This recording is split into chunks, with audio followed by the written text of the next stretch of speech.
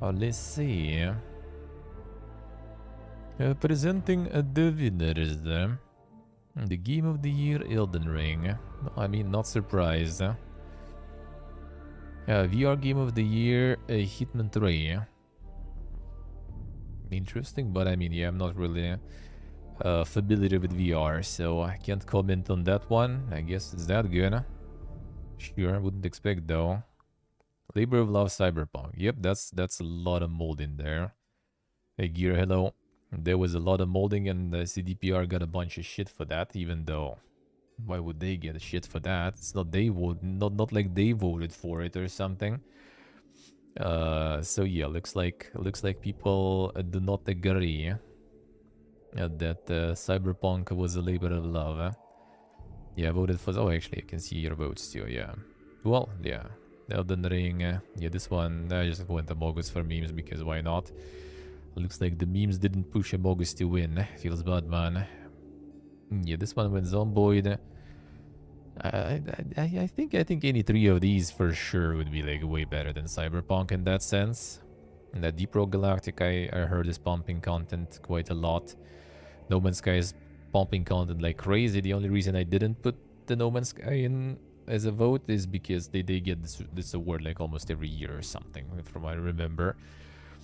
But they always get praised by the continuous support and stuff, so I just decided it's kind of like, what's the point? They're gonna win again? Well, and seems out of nowhere Cyberpunk won. Which I don't really think they deserve. I mean, it's good that they didn't abandon the game and still patch stuff, right? That's nice, that's good. Is it really like a labor of love when they still kinda just fixing what we were supposed to get from the get-go, right? I don't really think so. If there would be like some new content and stuff, sure. I mean, they made anime, but that has nothing to do with the game really, outside of sharing the same universe. They got a lot of people to finally actually try the game though, which also is good, but that also is kind of partially the reason of the anime success and everything, and some patches that they also timed with it. But it's still like, since the release there was like 4, maybe like 5 big patches, and it's still like not exactly, I would say, in the state that is like full and worth releasing, in my opinion. Like, I mean, it's a good game. I love Cyberpunk, and I played even like before some of the first big patches, but it was quite broken, and I still enjoy it. It was good, but I don't think they added something that makes it like labor of love. It's like it's just labor, basically. Then it would be the reward. Yeah, they still work on it, they still patch it. Good, that's good. But yeah, I don't really see it being yeah, nurture and support their creation. Did this still getting new content after all these years? It even like says in description which content. Which content? They added like what, some skins or something there? That's it? Like, the fuck did it? Yeah, exactly. So 3 side quests. Oh, that's content already, alright. Yeah, so it's like skins, some weapons and stuff. Yeah, I don't really think so. I don't really think so. Like, I know people also dislike the fact that No Man's Sky is farming a lot of like praise because you know, they fucked up big time on release, right? And then they made a comeback, and now some people kind of don't like that because, you know, it just kind of like doesn't incentivize, but kind of show that you know, you can just like shit all over everything and everyone and then still come back, which in my opinion actually is not a bad thing though, because it makes you a little bit less, you know, stressed and anxious about making something, because, you know, at least you kind of have this like example of like you can do something not complete, not polished, and you still can kind of come back and with just like work and everything just push back and become still successful. I think that's a good example. That's a good like, it's not a role model, but it's a good example of how you can come back even if things were pretty rough. So that's good, but getting rewards for that all the time, awards, I'm not sure.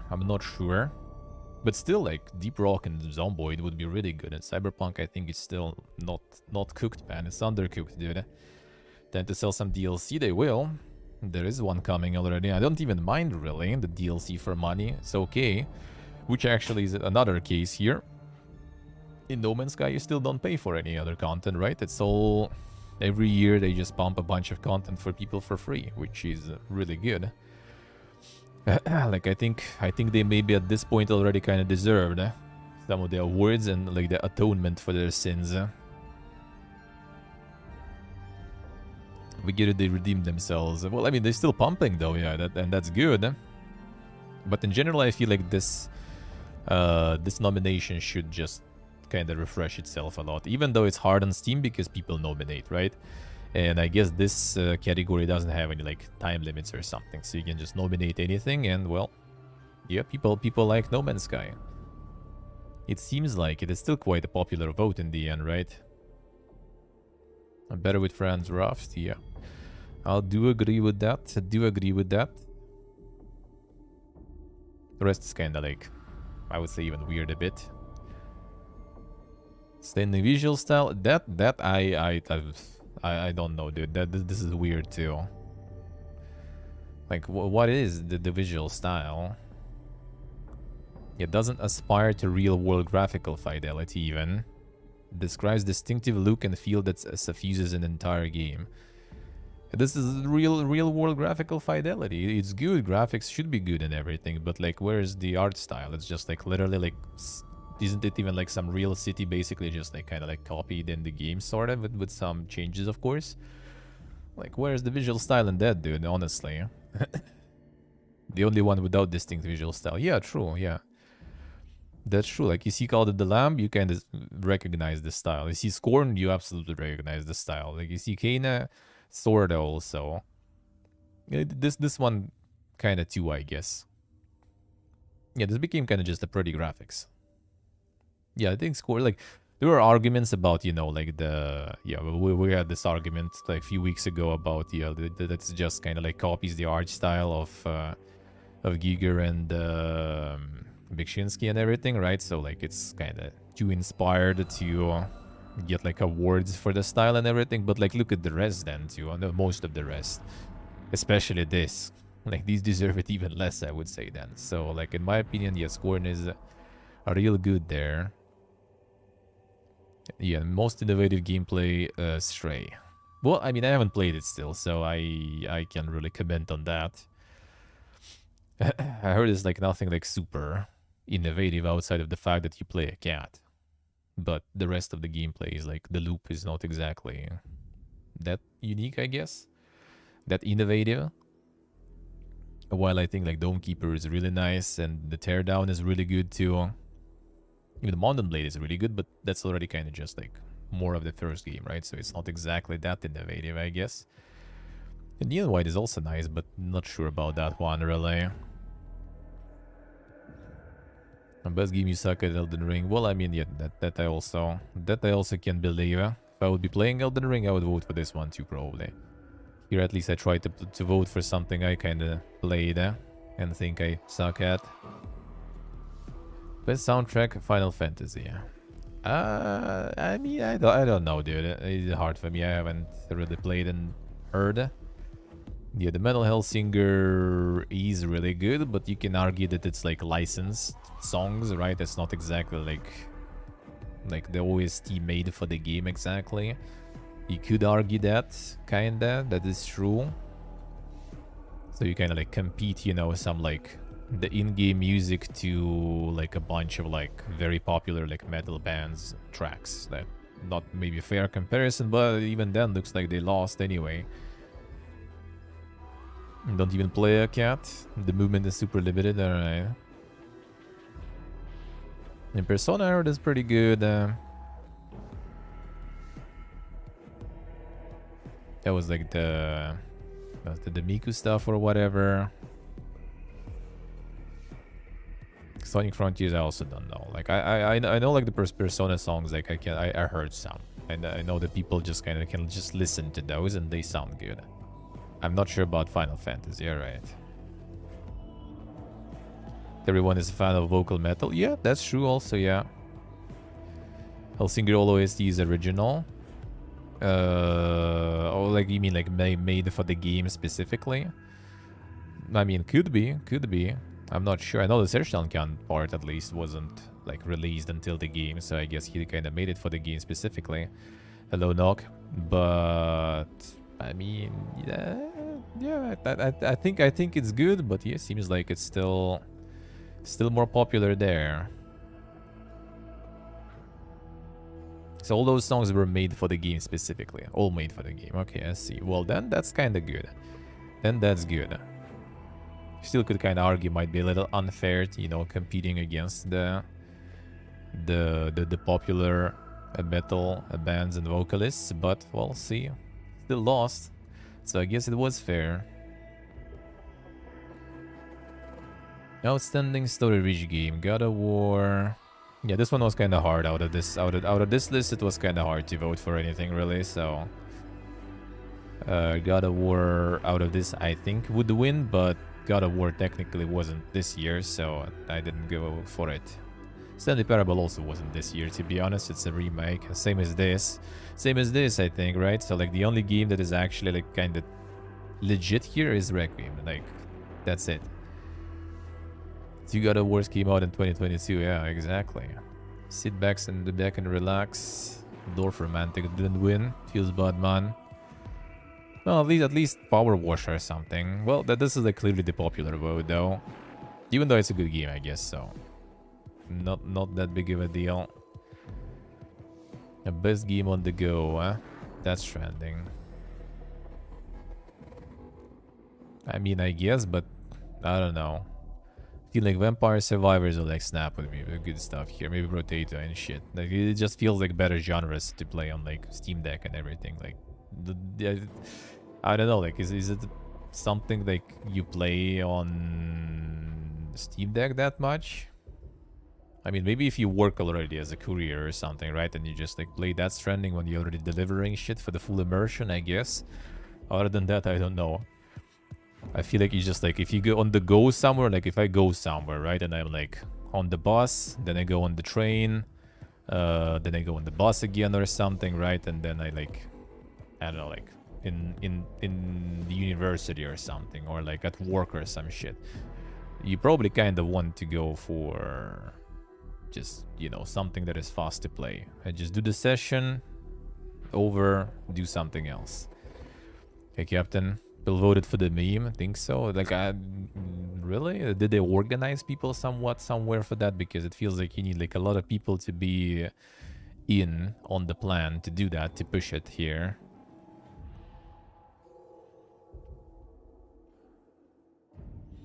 Poor Survivor should have won everything, I see.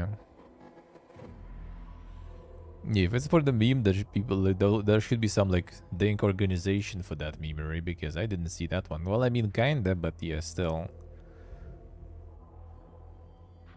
That's the meme that went too far, I guess. Let's put it that way. Could be. Not like these kind of do anything anyway. These awards, I mean. So yeah, kind of like some are kind of weird. We'll just vote it based on popularity. Yeah, I mean, that's how it goes. It's just a popular vote here. Like, even nominations is a popular vote. They basically take, like, the few most popular ones, right? And then the vote itself is just a popular vote compared to, like, the Game Awards and stuff, for example. Sonic vs. Genshin TGA incident, yeah. Well, the thing is... Oh, it was, yeah, the community support games. Yeah. Yeah, if it's like the full popular vote, it's how big your community is and how well you can mobilize that. That's pretty much it.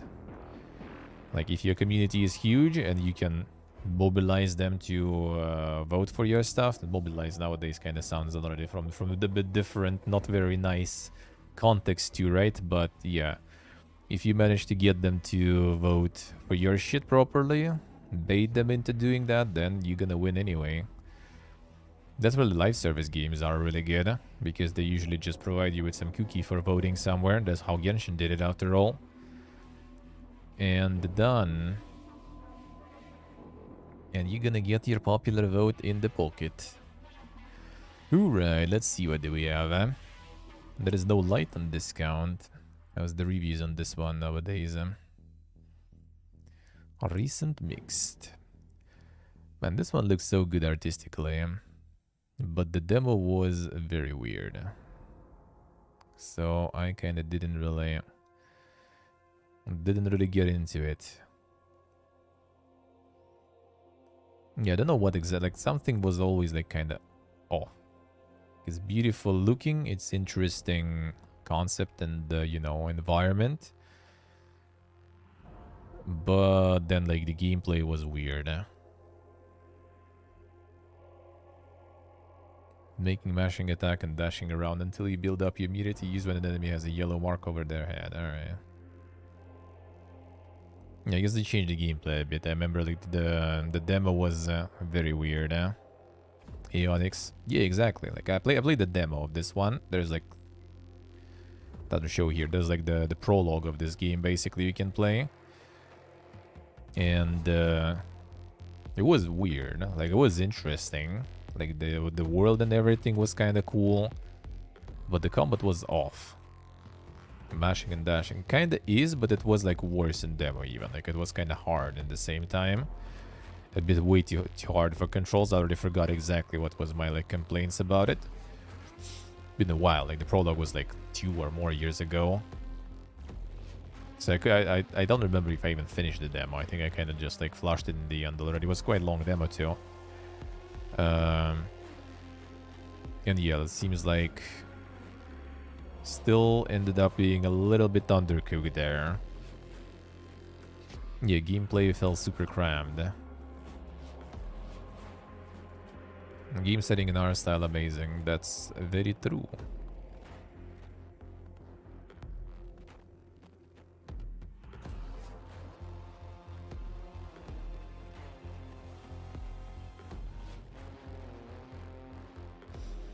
According to Steam Replay 2022, most people don't play much games. Yeah, exactly. That is actually the case. 5 games per year or something, yeah. I mean, even I play like that much, right? Basically, for living. I still like a lot of those in awards and stuff. I haven't even seen them. I haven't played them. Hey, hello, hello.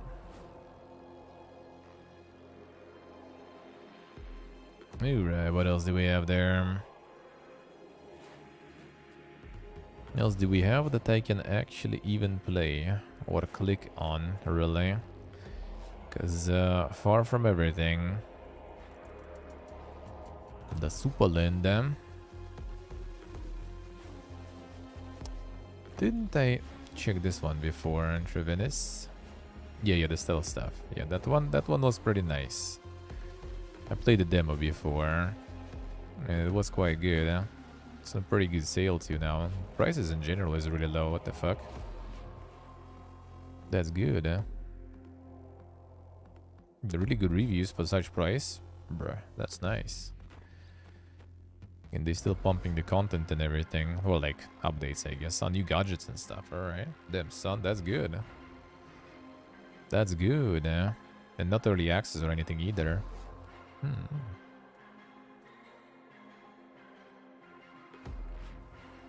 See how do I see?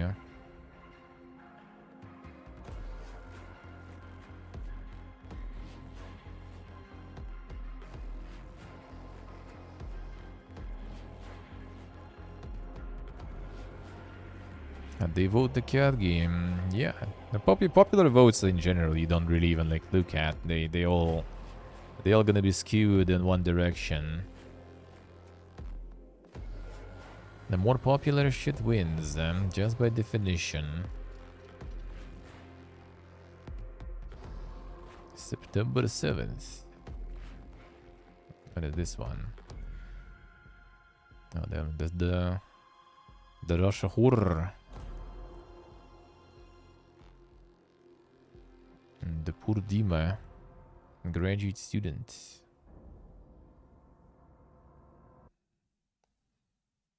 New apartment, new neighborhood, new school. 7th of September Street. Damn son. Tiny Rogues, no idea what that is. Yeah, Captain. That'll be more fitting, I guess. True. Yeah, Spider-Man winning most unique visuals was quite... Yeah, I agree with that one. Average time 40 minutes to complete the game. Dude, for 40 minutes game, it's like the bundle with a bunch of other stuff. And that is not too bad at least.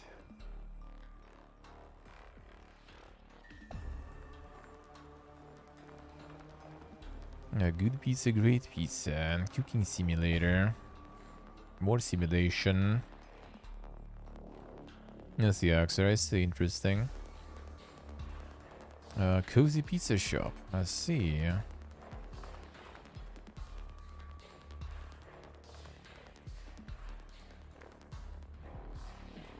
Compete against your pizza rival, alright. Similar to Golf It, damn son. That's quite the stretch there. But I guess. Tiny Rogues, what is this?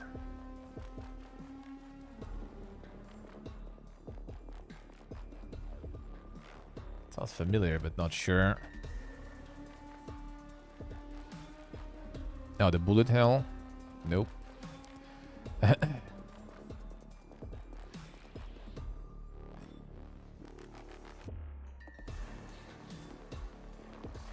Yeah, luck be a landlord, eh? A deck building. Oh, it looks good and reviews are good. I'm just like not into like bullet hell as much. Sometimes, but very rarely, when it's not the main thing, I guess. A roguelike deck builder about using a slot machine to earn rent money and defeat capitalism. Game does not contain any real-world currency, gambling, or microtransactions. Let's see what I say.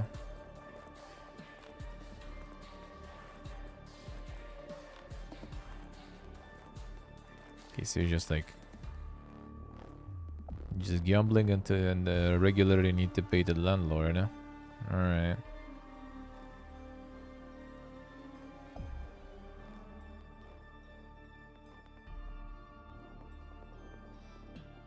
Well, it seems like the mechanics and different stuff, though. It actually might be kind of interesting. It might actually be quite interesting. Some items and everything. Quite pricey, though. I would say.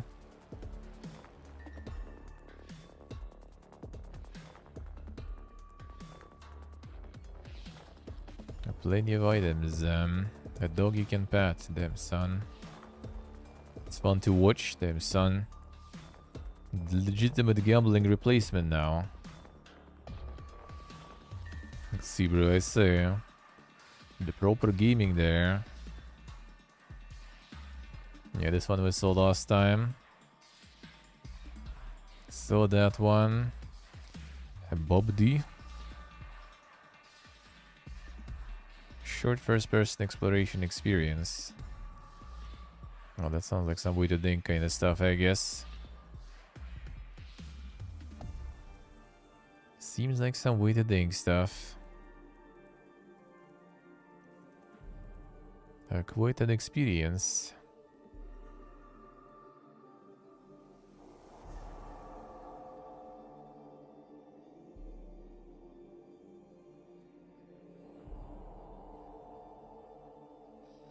A walking simulator exploration adventure.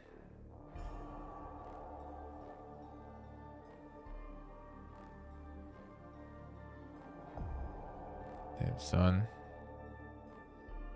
This game has everything, eh?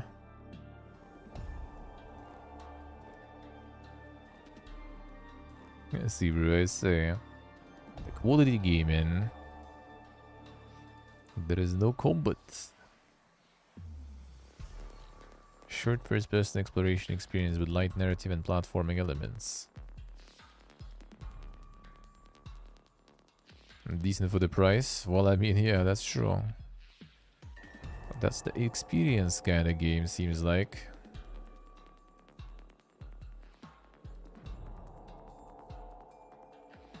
Quite an experience, even. But yeah, for the price, looks really good. It actually went really good too. Damn, son.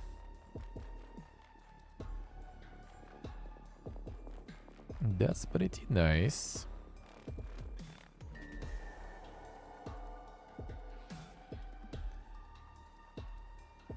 Definitely one of the games ever made. True. Clear not an asset flip? Well, I mean, it depends what you do there, though. And nothing wrong with flipping some assets, to be honest, if the result is good, eh? If the result is good, it's not too bad, eh? These we saw before. The outpath actually going crazy, too. That's the prologue, yeah? Yeah, overwhelmingly even. Yes, it's pretty much like Minecraft clicker in a way. So yeah, that kinda works nowadays with the meta. There's a lot of clicking for sure. A lot of clickers nowadays. The last game, a Bob D. A Bob D. This one we saw before. There's also, I think, clicker. Yeah, that's pretty much it too. And this one we also saw before. Not that much new stuff. A Blacktail here again. Alright. This we also saw before. And this we saw before. It seems like not that much stuff coming out now.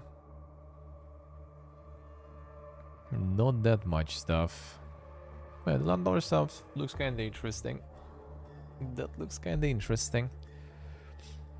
Yeah, conceptually looks pretty good, eh? Baldur's Gate and top sellers, them son. People do be farming. First of Adam. Episodic horror. Not a horror. Battle Royale Zombies multiplayer. Them son. The combo. A Battle Royale with 2,000 zombies around you.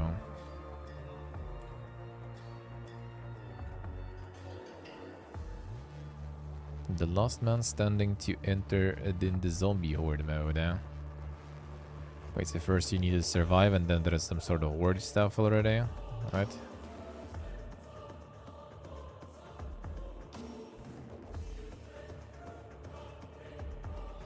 $50 players, 2,000 zombies, alright. New year where to find new games. Soon, soon. I got the extraction here too. Oh, okay, so you need to survive and extract at the same time. Alright, interesting. Early access. In-app purchases. I see that. I see that. And I don't like what I see. Damn son, glimmer and mirror.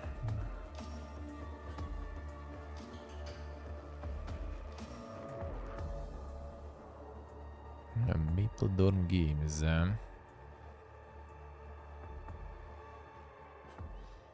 Is the banner misleading? The banner full on weeb. I guess this also weeb enough.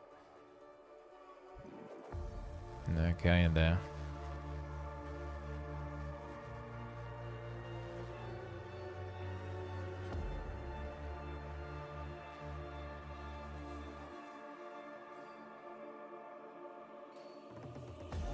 And the weebed one, yeah, damn. That was totally not smooth, dude. Absolutely not. Absolutely not slow. Where is the Ornstein? It's the Ornstein.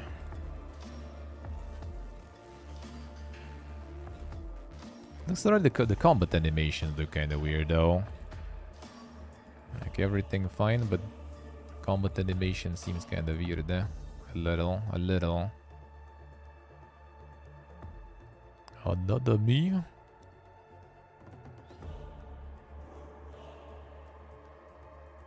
10th of January, I see. Story-rich action shooting game. Yeah, I'd rather take some sort of like kinda more like slashing rather than shooting. But I mean, could be interesting. Yeah, early access release though. Not sure about that. Looks alrighty though. Looks alrighty.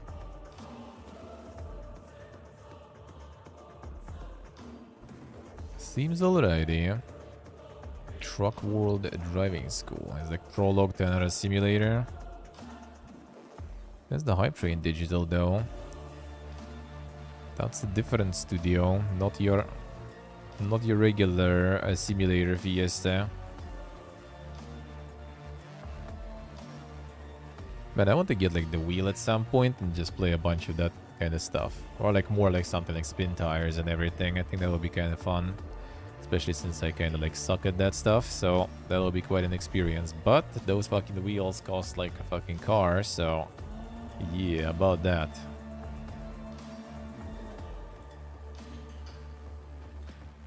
The Wii friend that wants this game is who knows? Who knows? I mean, they have the avatar, right? So they are not really ashamed of it anyway. They just roll with it. They just roll with it. It's potato, by the way. The potato. The gross stuff.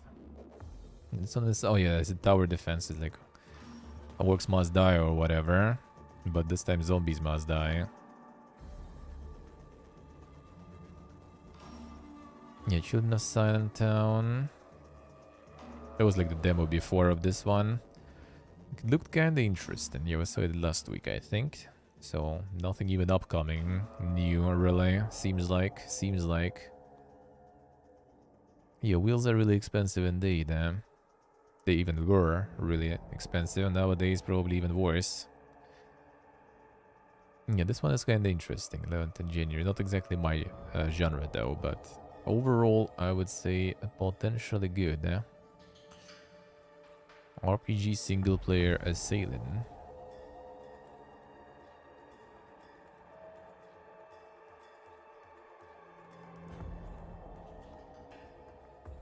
Voyage is a journey of sailing and beyond in sailing era. Navigate your fleet, sail for fun, run a business, romantic encounter in the tavern, capture pirates amid intense battle, explore inland for a treasure. Foreign culture, make novel discoveries. Alright. The Billy Billy. Another Chinese masterpiece.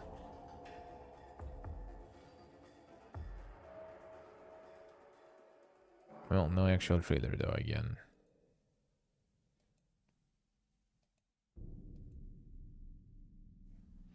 That's a demo.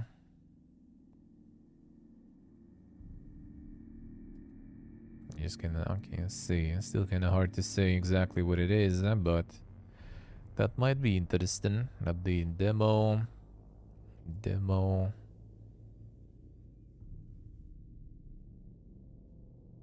We'll see, we'll see. Might be something worth remembering if I will not have anything for the first look Friday. Maybe some demoing like that would be interesting. We'll see. What never was chapter 2.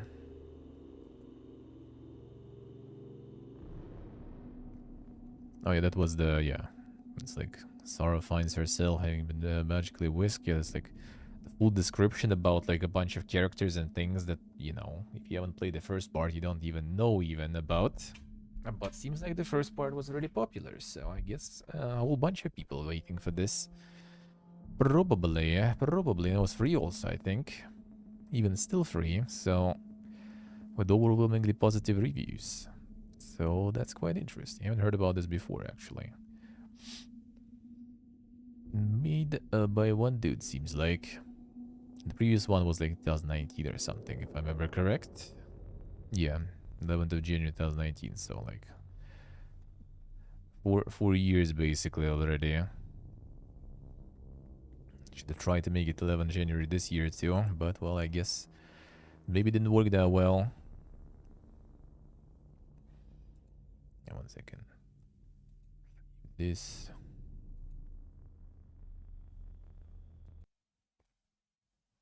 Link part of soundtrack. Alright. The Rogue AI Simulator. And it's the Nerduk Productions. I remember that name. That was there even like some of the stuff I played back in the day?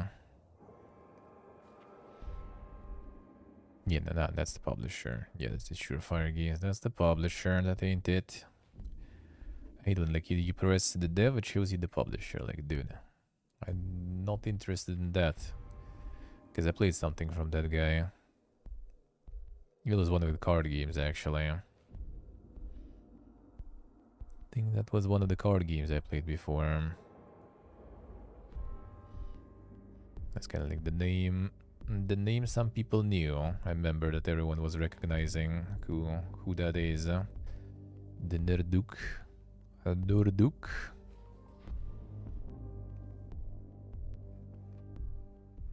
It's AI time.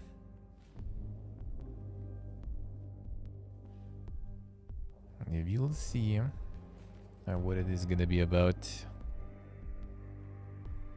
Might be interesting. The demo too.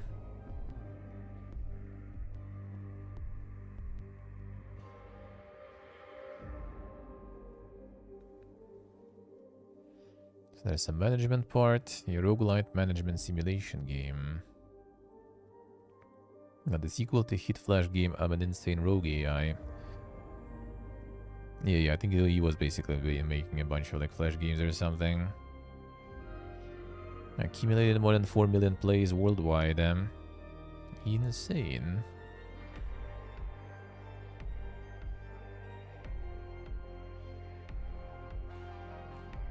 Yeah, Premateria and the deck advance also coming soon. Interesting.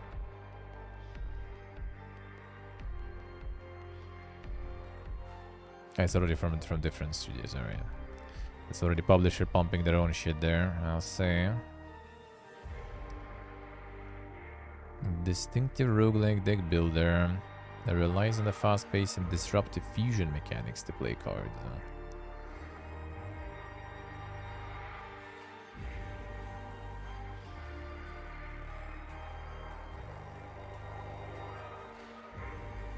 Interesting.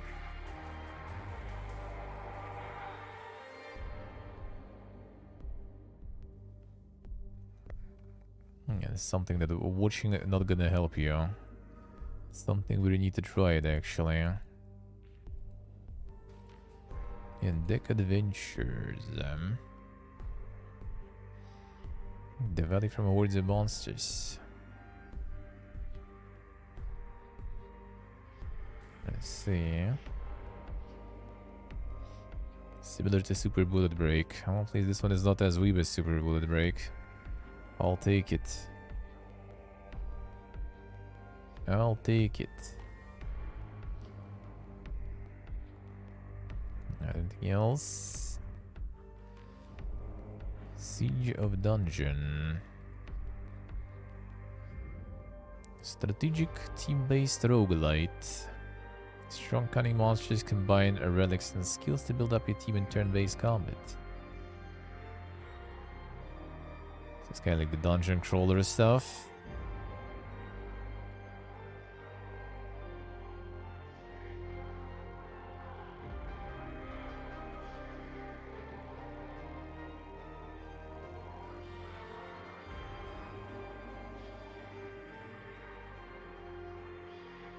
Slay to survive.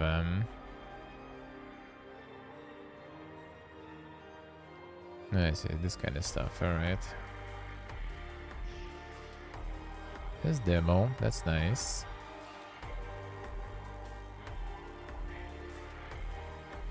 Early access 12th in January.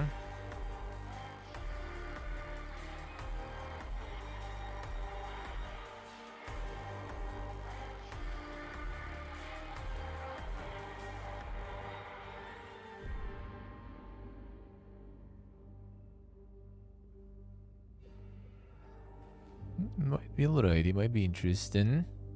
Yeah, let's see any hidden gems there. Damn son. And Miyazaki already spamming me. We'll see about that, We'll see about that. Payday 3 coming. Yeah, they said it's gonna be this year is gonna be the year of Payday. So I guess they're still planning to release their stuff.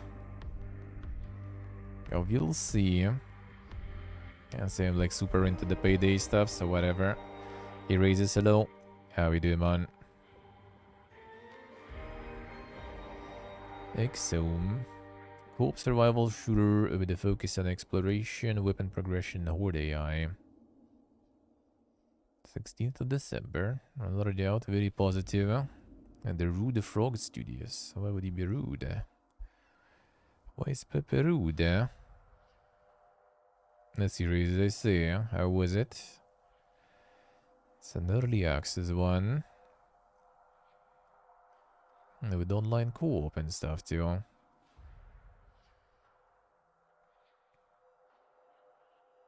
The series, alright. The party splitting, alright. Interesting, I don't remember seeing this one, for example. It's like not that long ago, and don't think I even saw it.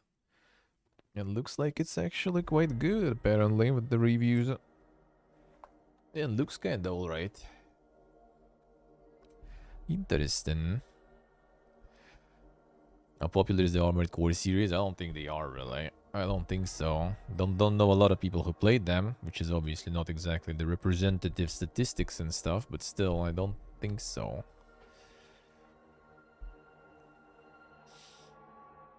Yeah, not a lot of people played them. They weren't exactly the blockbusters either. So yeah, not sure, but I mean, we'll see. We'll see what they're gonna make with them. Now they are the From Software, right? So maybe they were actually not too bad, and now they're gonna be... Well, I mean, they weren't, even if it's like 75 score, you know. That's good, especially back in the day, I would say. And when the scoring system was not from 9 to 10, with 9 being pretty bad, you know, in IGN scale.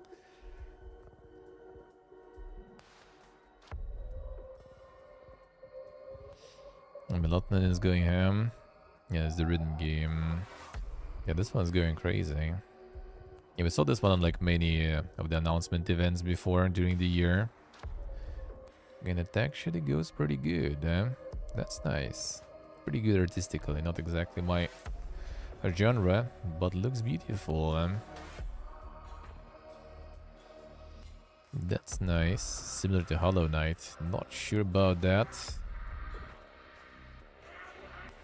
Mecha games have been on the side a little bit. They have a really dedicated fan base though. Like a lot of like the Gundam mecha games. There's people who just want, you know, those fucking huge robots. They don't care about anything else. There's huge robots. It's a buy. RPG-based survival game with a strong focus on creating a living, a breathing world. It sounds familiar. I think we saw this one last time or something. Because I recognize the slogan. Yeah, Rui, if you like the rhythm games, that seems like a good one. That seems pretty good. Must survive by any means, whether that be alone or by aligning yourself with a faction. Also, there is no co-op, so it's like NPC factions, alright. So the ear gun, kinda true, yeah. That's kinda true. Or the fob gun, that also works, yeah. That's quite a flexible font, that's for sure. The Dead City. Oh, is the one of the dink flips, I think, too. Yeah, that's some crazy RPG Maker asset flip. With the saucy reviews. Oh, that's some negative even, damn son. Bunch of garbage. Yeah, 41 hour and everything.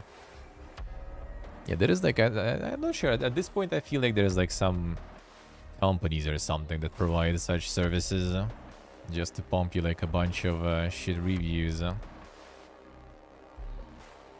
I guess nowadays people don't even like do any like translating and garbage. They just pretty much use AI probably to generate those reviews. 6,000 products on account. Damn, son.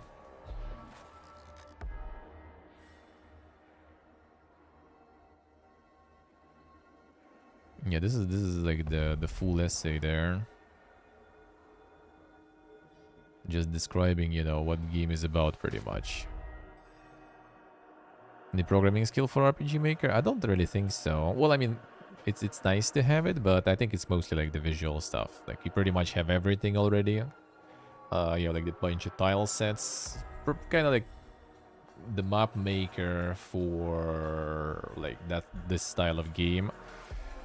With a bunch of assets and tile sets that are already there and that you can also like buy or find to add. So you can replace the art. I think mostly like the coding, I guess, knowledge will be needed if you want to like make some super custom stuff. Like for example, Amori is made on RPG Maker, and actually, if I remember correctly, Lisa is made on RPG Maker, and I would never say that it's made on RPG Maker, to be honest, until I learned about it, because it's quite different. See, RPG Maker is a legit thing. It's just the thing is like there is a bunch of projects like this with a full asset flip galore, and a bunch of like maybe not asset flips, but just, you know, people, just kind of like kids maybe even, right, who just want to like try themselves in the game development sorta, right, and they have some crazy idea that they think gonna go really well, so they just made another fanfic in the regular standard assets. And there's a bunch of porn games also made with the regular standard assets and everything too. So like whenever people see like standard RPG Maker, it's usually recognizable. It instantly kind of get marked in their brain and it's like, you know, just some shovelware, garbage. But if you manage to like change the assets and everything, I mean, it's good for RPGs, as it states from the name.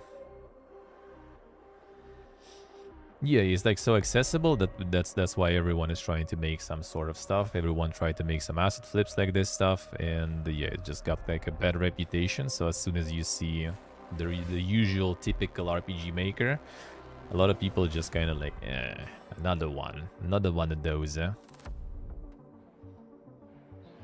Yeah, scripting, and I mean, it's not just scripting. I think you can probably just customize a bunch of stuff, because like Amori, I guess you could kind of say that it looks like RPG Maker, but like to some extent. But like Lisa, for example, I would like kind of never expect that. So like some changes in terms of like how it works, and you can get something completely different. But yeah, apparently it's pretty good. Apparently it's pretty good. And you still can make something commercially successful, but yeah, you will need probably to invest some time or money in the asset making, just to make it kind of stand out from the regular.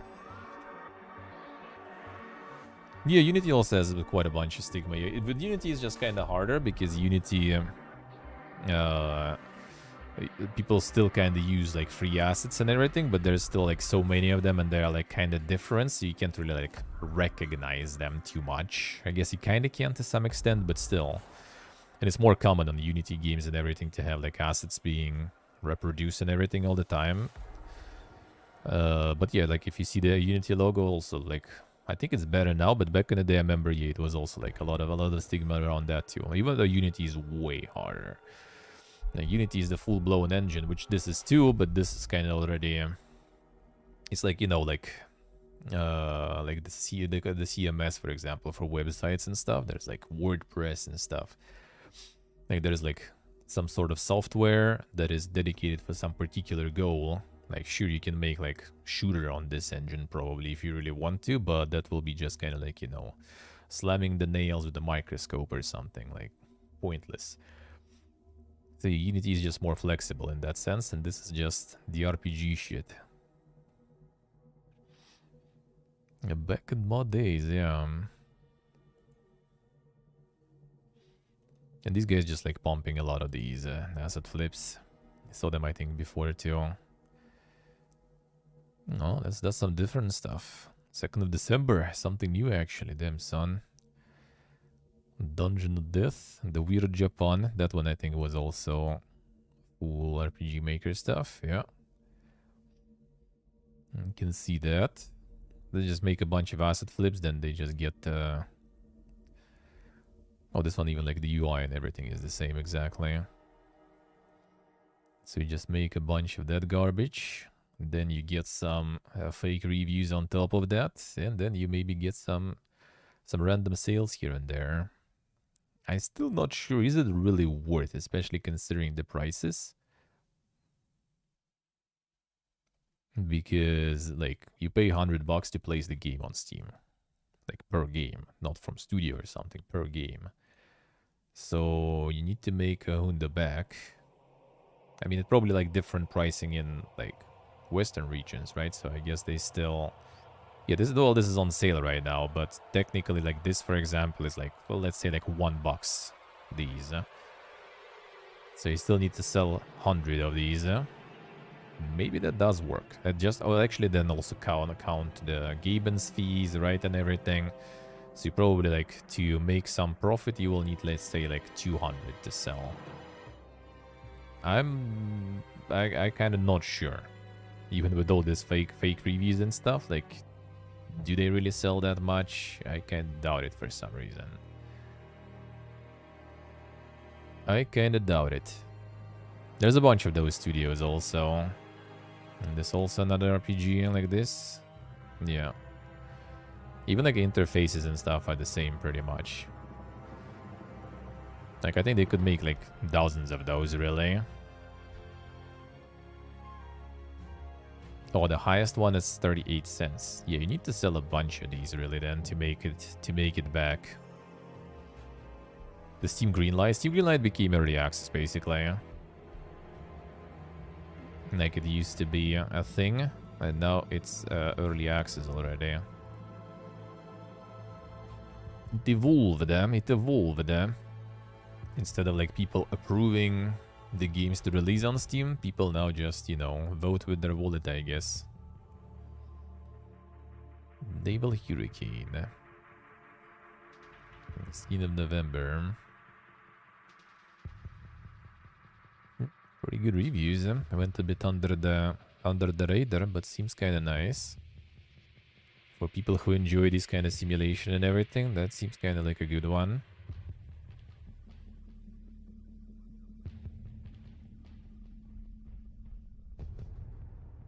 That's quite good, eh? Puzzle Park. Or is it another...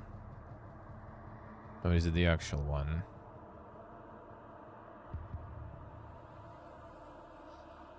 No, that seems kind of like legit one, really. That seems legit. The owner estimations at 300, 800 now. I wonder how accurate these are. Well, on the very bottom line though, on 300 estimate, that sounds like not really, right? 300, you just gotta make like what, 120 bucks basically. And with the 120 bucks, considering 30% Steam fee, you pretty much just like barely making the 100 back. The Talos Principle clone, yeah. Is it mixed? Lack of polish. Combination of Talos Principle and the Witness. Only worse in every way, alright. Puzzles terribly explained. Get the Talos Principle instead. I really pray he couldn't play for long as got pretty motion sick almost right from the start.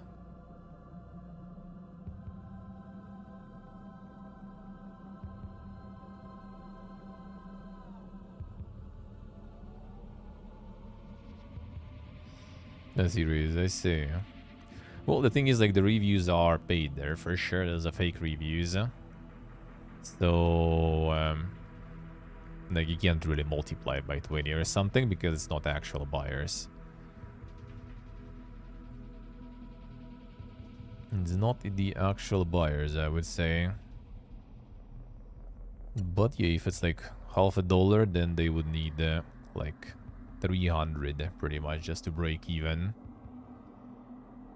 from the Steam game placement, plus like given fees, plus like fees that probably were incurred in the process, right? Some taxes maybe even on top of that. So yeah, you need like 400 copies or something to sell for that price. Nice work, nice. Freedom. Freedom now. Feels good, eh?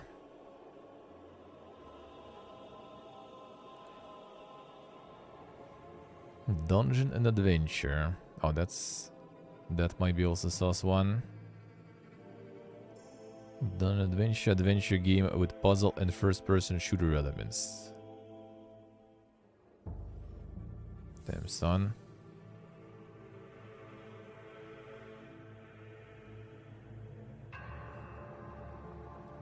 The series, I say. I mean, could be. Could be some little game puzzle. A bundle, I mean. Peculiarities, yeah, that already you can see that it's one of those generated ones here.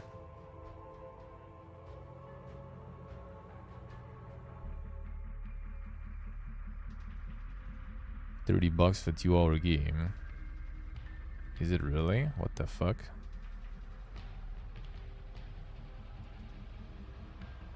And still kind of positive review too.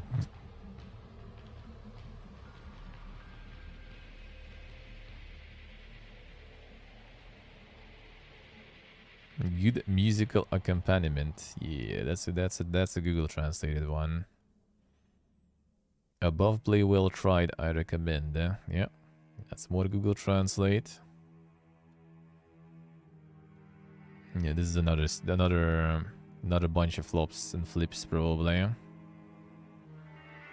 These guys already go for the higher price though. This one already goes for a very higher price. And way higher amount. Yeah, they even have DLCs for them. Damn son, Ninja Class. Insane. And you get some reviews on these too? No reviews. Oh, come on, dude. The upcoming game already even. Damn son.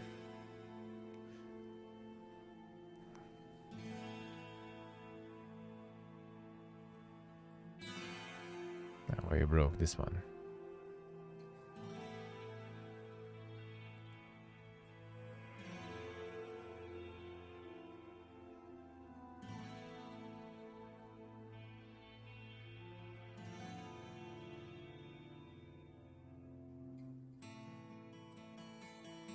Get the give descriptions and stuff too. Not bad. The production quality.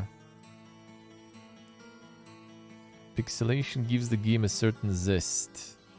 Damn son. Variety characters can play as well as many levels and very difficult bosses.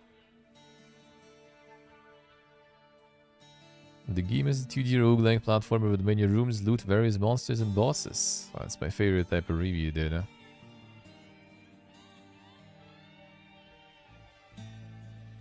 Well, this seems like someone bought it. Seems like someone bought it. Yeah, better decisions in my life.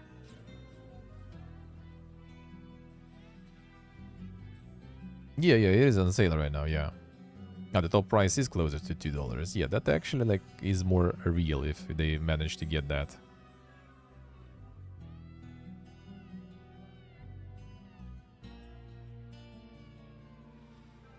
Just in game dragged on for the evening. Fun platformer. Nice. Funny to need monsters. What the fuck is these? Gives them some big sales, yeah. Yeah, maybe they just like try to make as many of these and then just like, you know, slowly recoup the investment. This one also 80% sale actually. How the mark is it? How is it? I see. Good luck, man. Good luck. You can do it. Oh, this one is even mixed. Damn son, why are you mixed? No, why is it mixed? Doesn't even looks like a game. Not sure if it's assets also or something though. Could be, probably.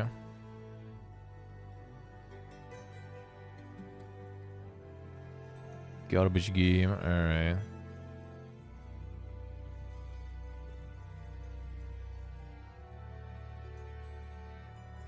Garbage, zero control, no skill. No info. Sort of flash game I would play for maybe 10 minutes before getting bored and switching to solitaire or minesweeper. And then the paid ones arriving. Good game passed quickly. Will it return to it later again? Yeah, that's a translation one. Dude, we live in the era with, well, I guess, yeah, that's 2021, alright. They lived in a different era. Most excruciatingly bad game I have memory of playing. So, I mean, you can tell already, like, 1, 2, 3, 4, 5. Well, at least 5 people actually bought it, seems like. And that was probably like $2 or something. Full price. Even more, most likely. Like European prices. So yeah, I guess they're kind of making it back.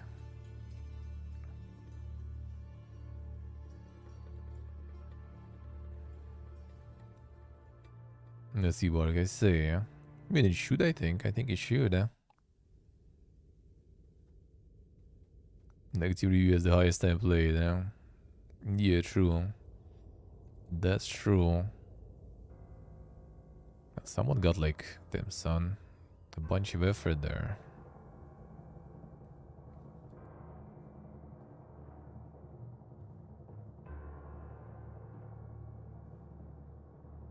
Everyone saying thank you for the review. Insane. Very cultured, Copied their homework. Yeah, I mean, nowadays that's gonna be even easier. They're just gonna load in like an AI to write those reviews, and there you go. Actually, the thing is, they also like buy their own copies, seems like, because otherwise it's not gonna count towards yeah, 4,000 products in account, 1,500. So you kind of see that some of these are like constantly on the farm.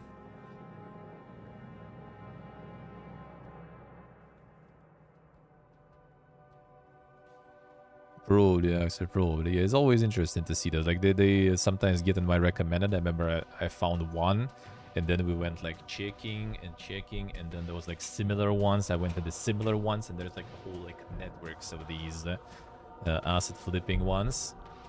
There's like chains of them. Sometimes you open like one, and there's gonna be like check also like, you know, some similar ones, and oh no, it's just this stuff. All right.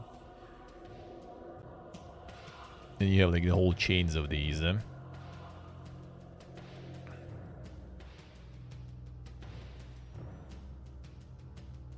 When AI games count as Steam. Well, I mean that I think AI games might be even better than this, to be honest, though, because they might be not asset flips. They might be at least kind of like, you know, randomly generated ones, I guess.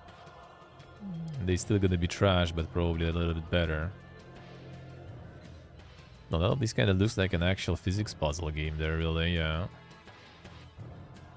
Doesn't look even like complete garbage sort,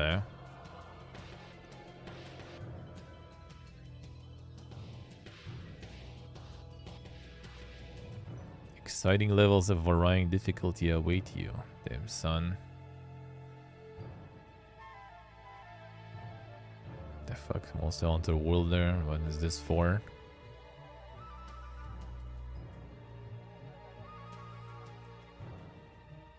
This was a game I bought and played in 0.4 hours, but I like it, so I'm not going to refund it because what is there is pretty fun. I wouldn't buy this at full price, however. Damn, son. Is AI art in games? No idea. Still probably, I think it's still kind of like a very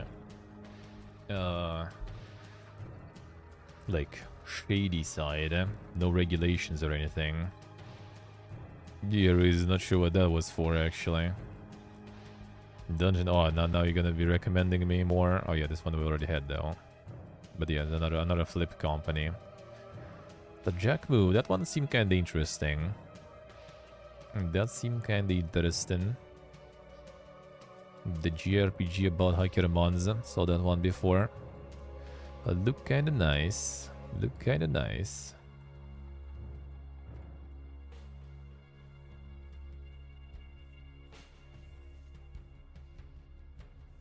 Yeah, probably. The Steam Deck verified. Didn't even try to go for the Steam Awards. I wonder how big like your audience and stuff should be to try to even like get nominated. The Passenger. Eldritch existent threatened another abomination tries to feast on you. Complete wrapping yourself in human flesh, but will that be enough?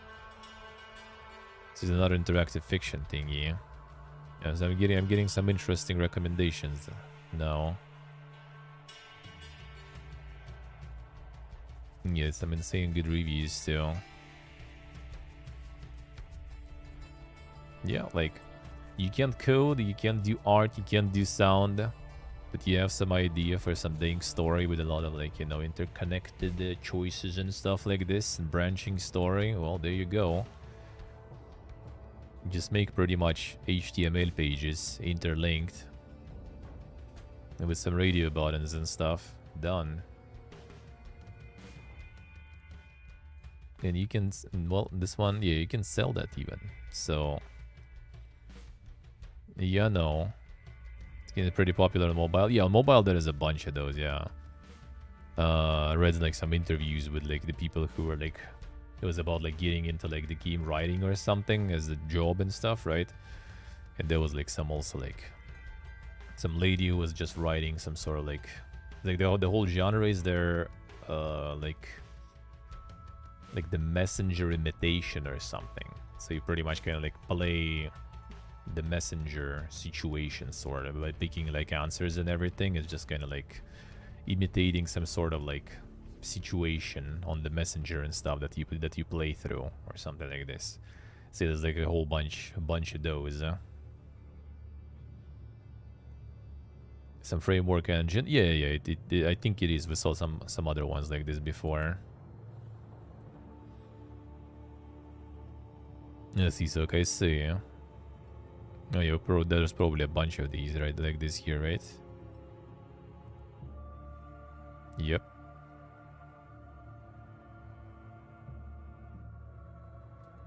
Man, these guys are farming book 2 and everything. Holy shit. That's developer and publisher. Yo, what the fuck, man? Well, some of it kind of looks like a bit unnoticed, though. That is true. Well, still, like, you know, 5, 6 reviews and stuff. So, if, like, there was even, like, 25 people or something buying for the full price, in, like, the Western price, I guess, then it would be probably at least making the money back. Maybe not the effort. Yeah, look, well, actually, a lot of stuff didn't make it, I guess. Not that much, really. It's demos. Yeah, and there it starts already. Oh, there's negative even. What the fuck? People molding. The best of us. Mostly negative, Why are we molding? Play the demo was great. Looking forward to this after playing full game. Very disappointed, Excruciatingly short. Slightly longer than the demo. Oh, I see. 0 character development. Okay, so like it's actually people who are coming in for the actual product. And then they're actually not happy.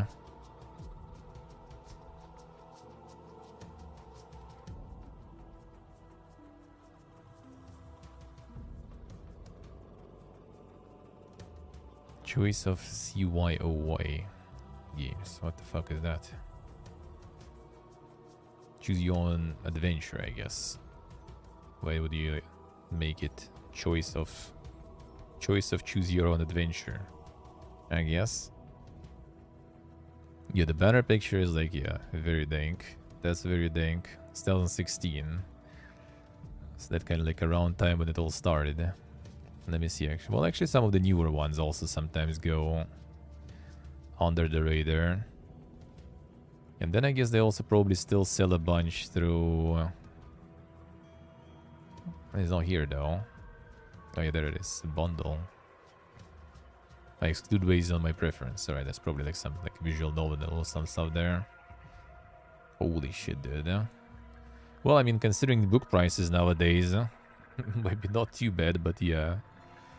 So like someone who liked a few games, then they maybe just like on sale go for like, nah, I'm not sure someone is committing for this bundle. Like, oof, that's a lot.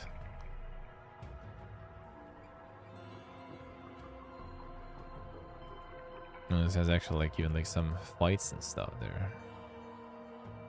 The paradox of text games, yeah. Yeah, starts restart at the achievements menu. Hosted games, it's called. 190,000 word interactive fantasy novel. I mean, that's pretty chunky, I would say.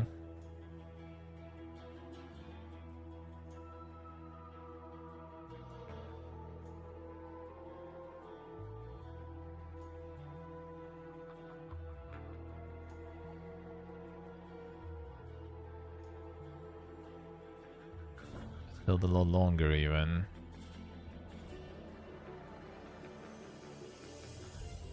Interesting.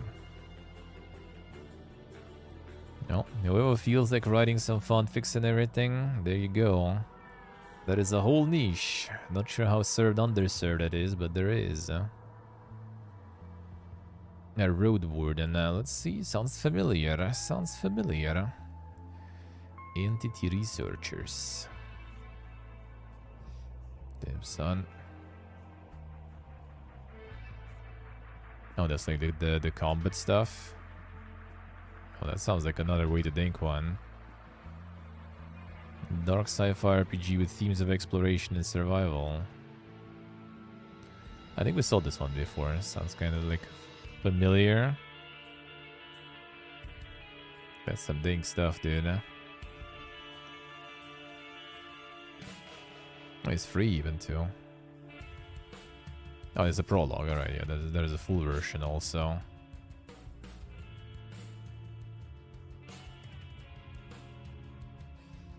Full version wasn't bought that many times, but seems like still pretty good though. Well, whenever I'll be in the mood for some more dankness, I already have some. Are we gonna have that on? That's gonna be for some dank days, dude. Dank days ahead, Here, Road Warden.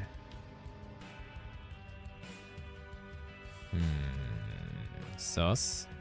Not available here or something? Censored based on preferences. How so? What is wrong there? Visual novel tag or something? Visual novel, alright, yeah, I see. They should mention which filter, dude, because if it's filtered because it's like adult stuff, then it's one thing. If someone just like plugged the visual novel everywhere just for memes, that's a different story.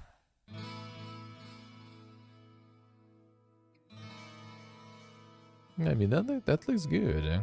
September, actually. Huh. Illustrated text-based RPG. It's also interactive fiction, but a little more engaged, I guess. Let's put it that way. That's interesting. That's interesting.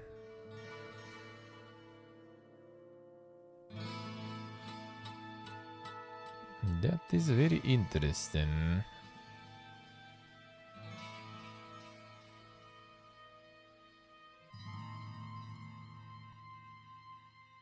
That's a demo, alright. That price is even kinda already. Interesting, interesting.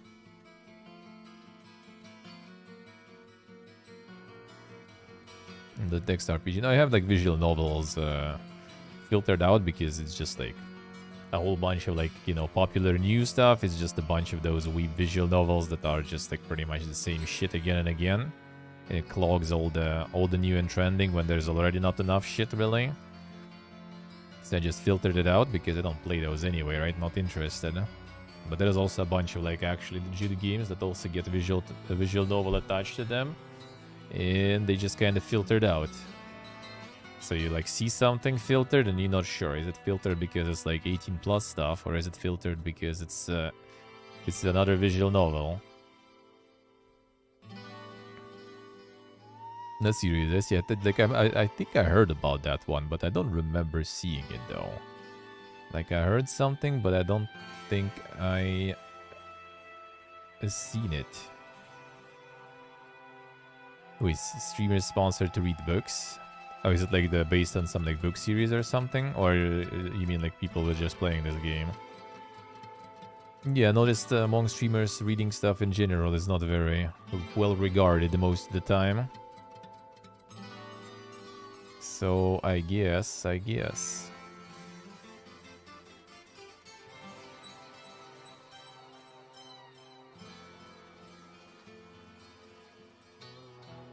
The series, I see. Oh, look, the outstanding visual style game. Damn, son.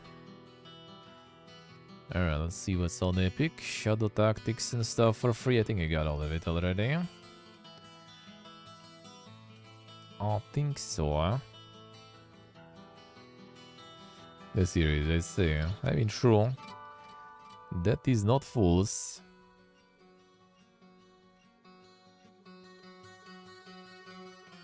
Amogus. The time of Amogus already passed. Now everyone is playing the duck shit. Amogus is dead there. It's all about them ducks now.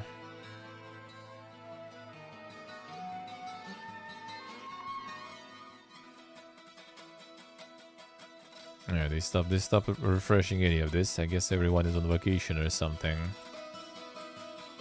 Everyone is out on vacation on Epic. Series, I see. Oh, time management. Oof. Oof. That doesn't sound that good for me, personally. But I guess still nice, potentially. Oh yeah, Aquatica is out soon. I was like focused way too much on like some chains that was a bit too dank for my taste. It was an okay like colony builder underwater and stuff, but yeah, it had a little issues there. I would say a little bit off. Ah, I see it is. I see. All right, that's not too bad then.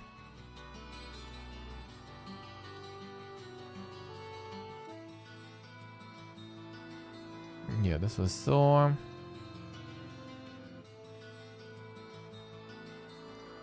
I can decide to end early even then, son. Alright, I see. Interesting. A winter classic sale. Damn, son, GG with more sales, huh? The timeless classics. Heroes is indeed the timeless classics there. I would recommend still on sale then, or already on sale again. Any folks? No, I haven't. I have not.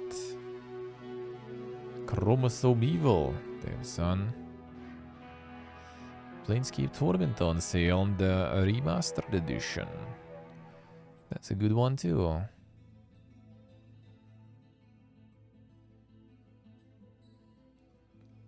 That's a good one too.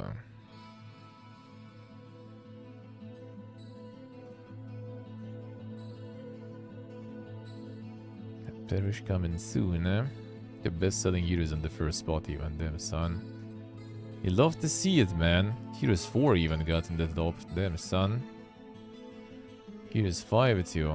Damn, all the Heroes enjoyers, huh? Everyone going ham. Ubisoft, do something. Actually, kind of like you can regret that later, though. But I mean, still better than nothing, I guess. Maybe some bad heroes, but at least you know something. Can't kill it more than when it's already dead, anyway.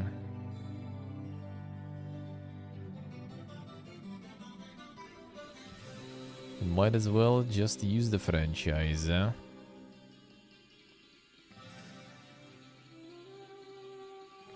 And the System Shock, yeah, this one got the date now. Did they put it here?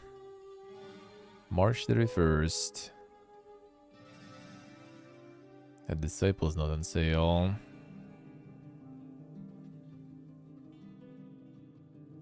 Yeah, this episode on Steam.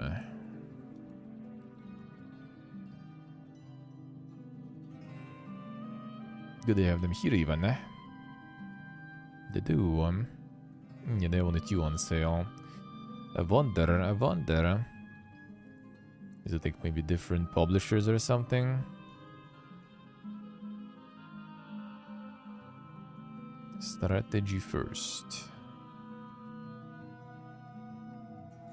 Yeah, second one I'm gonna play even soon. I played last year too. It's all strategy first. Interesting.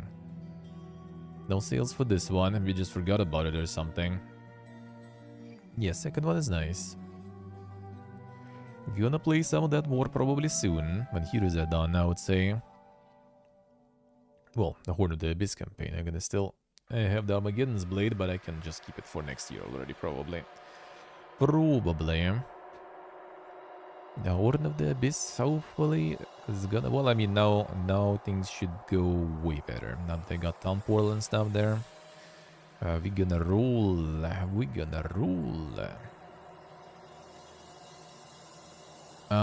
Last time I did the Dwarfs, I did Undead. Was that all, or did I also do Humies? I think I also did Humies. So I want to try... I think people said elves are a little bit different, so I'm gonna do that probably. And I mean, there's not that many left really already after that. Hey Steve, good morning. How are we doing? So we'll see. Alright, so let's get to the news then.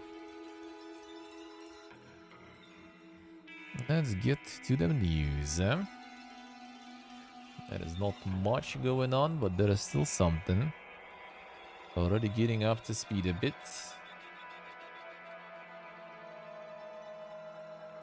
A little bit.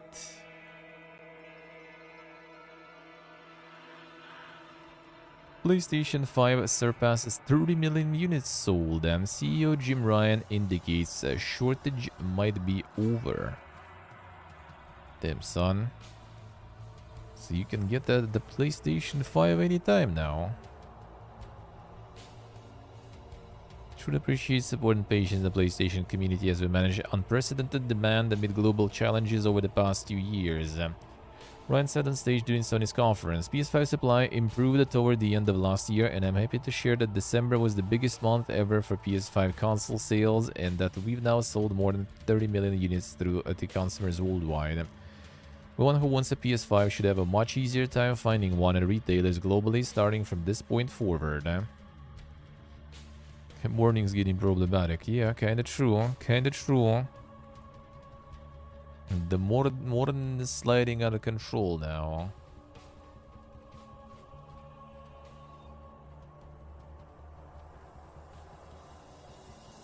PlayStation unveils Project Leonardo on a customizable accessibility controller kit.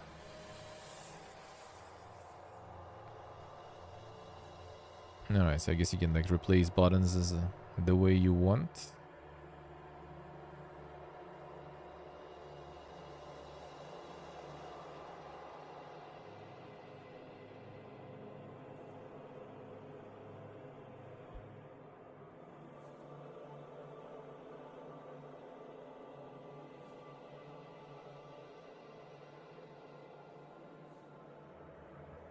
Yeah, so you can change, I guess, like the... Oh, wait.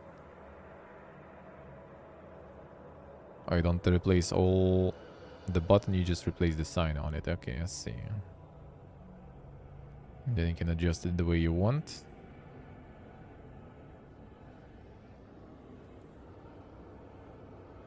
Get different sticks there.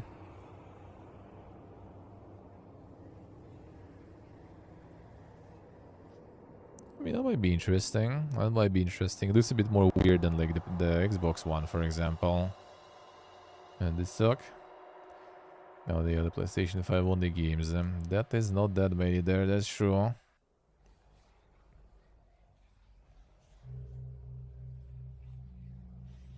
Let's see, let's see. Yeah, fully configurable and customizable. That sounds good. That sounds good.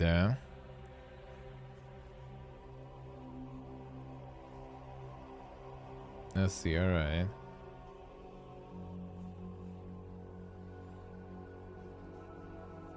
See. That's interesting. Now they're gonna compete in that department too, with the Xbox. A Last of Us multiplayer game gets new concept art and more details later this year. Oh yeah, the HBO adaptation is out on January 15th. Okay, the Last of Us PC port is in March only. Oh, I thought that was already kind of out or something. Those numbers will be interesting to see, I guess.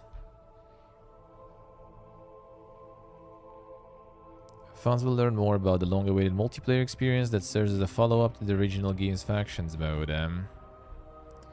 Some fun surprises for you along the way, but later this year we'll begin to offer you some details on our ambitious Last of Us multiplayer game. A team led by Vinit Agarwal, Joe Pittinati, and Anthony Newman, the project is shaping up to be a fresh, new experience from our studio, but one rooted in Naughty Dog's passion for delivering incredible stories, characters, and gameplay. A movie game attracting so many multiplayer addicts? I mean, it depends what they're gonna do. Because, like, the multiplayer in the original game was kind of popular back in the day. Not for long, though. That's the problem. Like, when you make them, like, as a part of single-player game and everything, they just kind of, like, fade. And then they kind of force to sort of, like, close it in a way, right? Because no one's playing anymore. It's still closed, though. You still can play. But yeah, I think there's even achievements in multiplayer. I remember my friend was molding because it's really hard to get those achievements in multiplayer because everyone who's still playing is like super MLG and stuff. Never seen anyone play the multiplayer. Apparently people still do though. Pretty fun, but for like 30 hours, yeah. But the thing is, it's gonna be different. I would guess it's gonna be probably free to play. Maybe. Hard to say, but I would assume so. Yeah, who knows? Maybe it will actually do something. It will actually go somewhere. Oh, actually, let me see. 1 second. I was actually also expecting today the delivery. Ooh, that actually hadn't gonna happen today. Damn son, really? Let me see. Seems like it should, eh? It has like 1 hour left. Then they're finally gonna deliver it. Can't believe it. Can't believe it. Took them a while. Alright, so I might be getting that soon.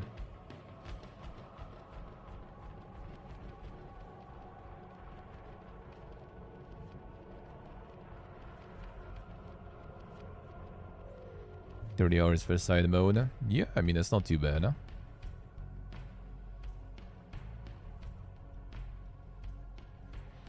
That's not too bad.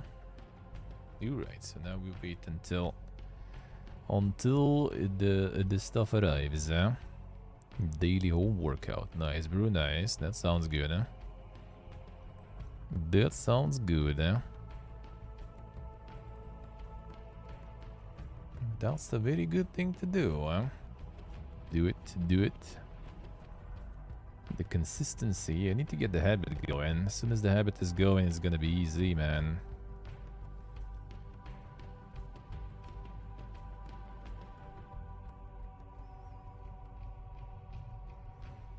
Dungeons & Dragons Wizards of the Coast reportedly cancels 5 unannounced games. Layoffs affecting fewer than 15 people. People that will lose their jobs will be given a chance to apply for new roles. This apparent business restructuring will affect others outside of the company as well. This reorganization will hit Other Side Entertainment and Hidden Path Entertainment, both working on games for Wizard of the Coast hard. News of this change follows the release of Dungeons & Dragons Dark Alliance last year, which didn't fare too well with critics and players, which was like easily seen. Mizlarian Studios continued development of Baldur's Gate 3, which does not seem to be affected by this reorganization, despite Wizards of the Coast serving as the game's publisher. Yeah, I would be surprised if they would cancel that or something. That would be a twist. That would be a twist. Two games in part represented Wizards of the Coast's bigger foray into the video game space, as Bloomberg reports that the company had signed contracts with several studios to make games. Also built at least 6 of its own game studios, them son.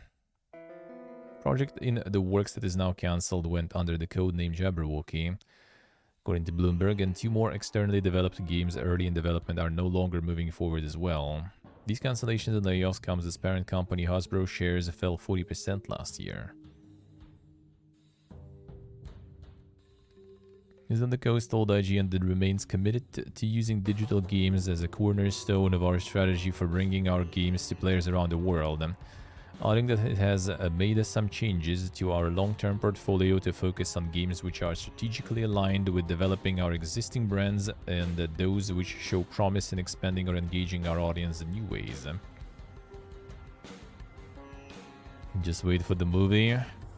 I mean, the thing is, like, it's just the games were kind of like low effort. Like the Magic the Gathering also is their stuff, right? Was it? Yeah, Magic the Gathering shit. Like that action, the RPG they made was Garbo. The Dark Alliance was Garbo. It's not like it failed because, you know, the market is not ready. It was just like garbage from the first sight almost. Like, remember that when we saw the gameplay trailer with some, like, I don't know, celebrities playing or something, and it was just like, what the fuck, dude? That looks bad. Maybe it plays good, but looks bad. And it looks like plays also bad.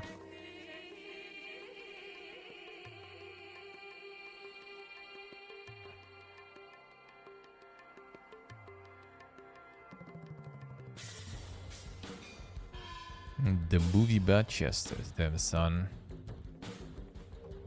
Movies a bit different story, yeah. I just don't like, I don't really feel like Dungeons and Dragons is like on its own, like something like that crazy, like popular in like different mediums in my opinion. Ape Shemek. Yeah, see, alright. He's like, first of all, it's like such a like wide topic that is going for that many years and stuff. That trying to like condense it in some sort of movie is kind of complicated, I would say. And a lot of people playing, they just play probably kind of for the rule set and stuff, right? They don't really care about the stories and stuff in the universe and everything. So I don't know. It'll be like Baldur's Gate movie or some shit, maybe. And still probably should make it like connected to the third one with recognizable characters and stuff. But I mean, who knows? Who knows? Could be good. But yeah, I'm not sure if they're gonna be just restarting games after that. They would need like to find someone who will make actually decent games. Yeah, I mean, it is pretty popular, but it's also like quite often it's popular as like kind of like side thing, kind of like Pathfinder, for example, right? It's also like D&D based and everything, but it's not really D&D. It has it's its own thing, sorta, right? Big cast, that's enough. More than most people need. Well, that's the thing. Like, yeah, that I feel like they try to do the same in like the gaming, you know, field. Just dump a lot of money on it and it's gonna work, and it didn't. So with the movies, that maybe will work. They also got celebrities and stuff to like demonstrate the game, but yeah, it doesn't really work with games that well. So we'll see if it will work with the movie. I mean, in my opinion, it's just probably gonna be like generic fantasy stuff. I'm not sure what's gonna be like D&D about it too much. But maybe they will use like there are some like novels in D&D universe that some enjoyers really like, but I think that's already very niche.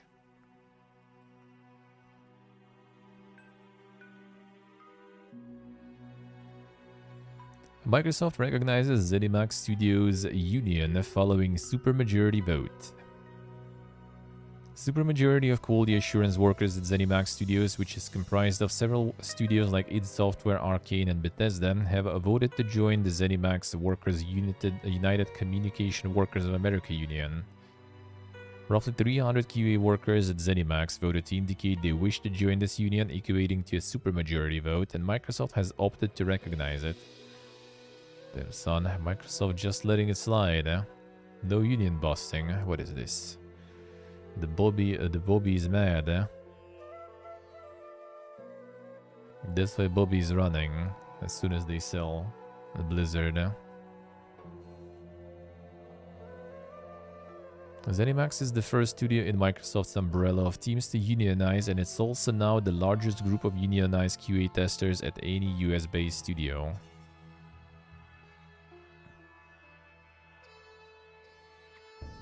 Booby, damn, quite the name. Now I have to recognize every union just because of a Call of Duty deal. Well, I mean, even before that stuff, they kind of already, like, Phil said that, like, we are fine with any unions and stuff. So maybe they do actually kind of not really care too much about it.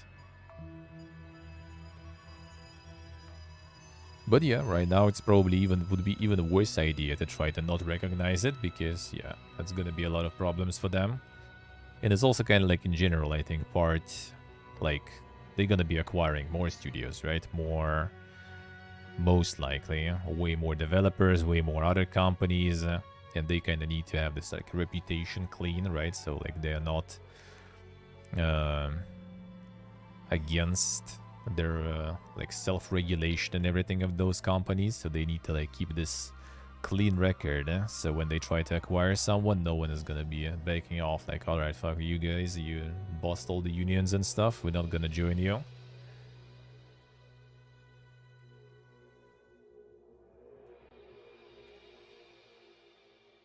Flash New, a gameplay trailer reveals a Witchfire will use NVIDIA DLSS 3 technology. New, right? Let's see. But will it be out already, dude? Then show us that instead. I don't think there's gonna be any date anytime soon still, probably, though. Sadly. Sadly.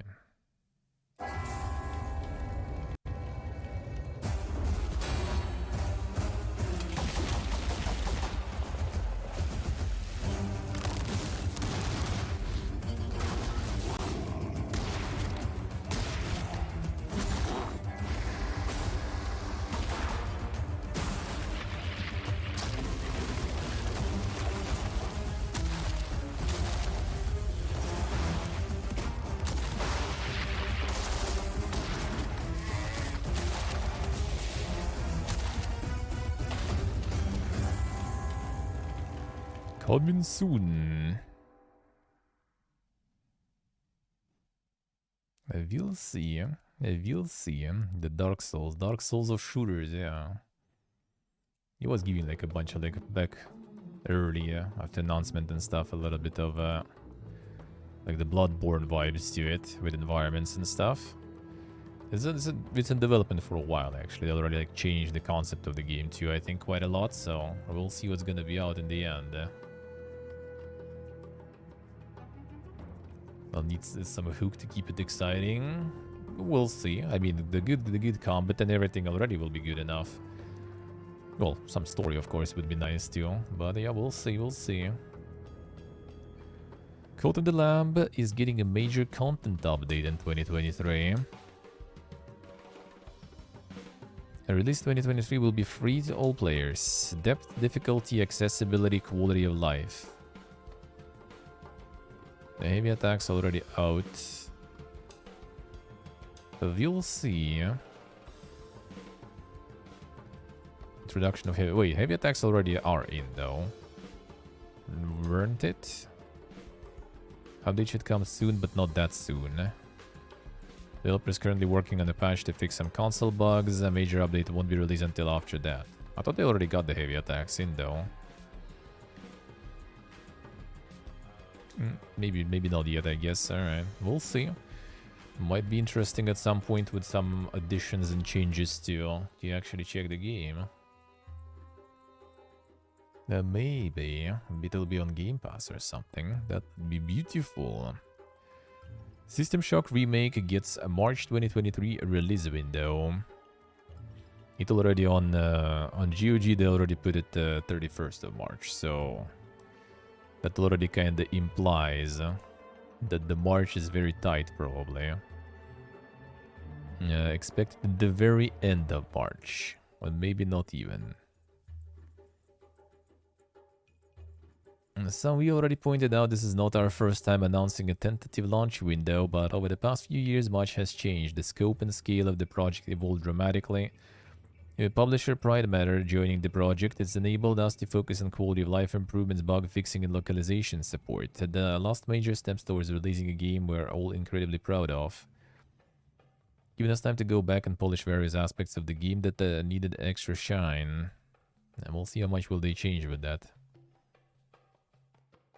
We'll see how much will be changed. And if it will actually be out. I'm down. I'm down.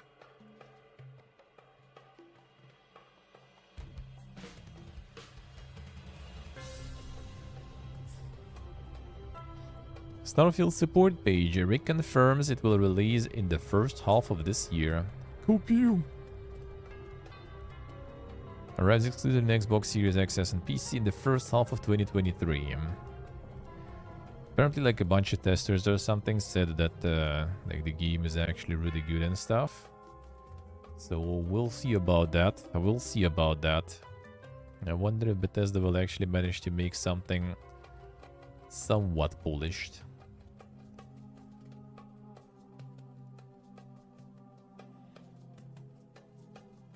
NetEase acquires Canadian game studio Skybox Labs. Halo Infinite co-developer will remain independent and continue co-creating games with existing and future partners. Yeah, more Chinese companies trying to diversify from the local market seems like. And no hype for Starfield. I mean, I'm gonna play it anyway, and I feel I'm gonna enjoy it, no matter what. Even if it's gonna be another broken Bethesda release, I still gonna fucking enjoy it. Even with all the issues it most likely will have, I think it's still gonna be enjoyable. Just like pretty much all their previous games for me. So I'll take it. I'll take it. Not really hyped, but I don't mind. Cloud 4 was somewhat polished. Well, I mean, there was no like super critical bugs. I didn't need to use console, I think, for anything in my playthrough. There was some weird things I remember, but nothing super critical. In 3 and New Vegas, yeah. In 3 I had like a bunch of crashes on release. A lot of them. One of the dudes falling through the floor in Megaton all the time, right? And all that stuff. In New Vegas, I had some places what I needed with some Widow. I remember something glitched out with AD quest and some Raider quest. I kind of did like the weird order, and then PCs just disappeared, so I needed to like respawn them again. I remember that. Cloud modding seems to be relatively small compared to Elder Scrolls. Yeah, I mean, I guess fantasy is more popular there, huh?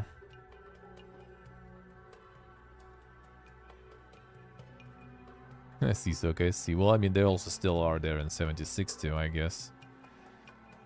Dwarf Fortress sold just shy of 500,000 units in December. Almost 500,000 copies. And more specific numbers expected in February. Within the first month. That's pretty solid. And they were like suffering and like toiling so long, the authors of the game, right? Like I remember like the video about all the adventures they went through, all the issues and stuff.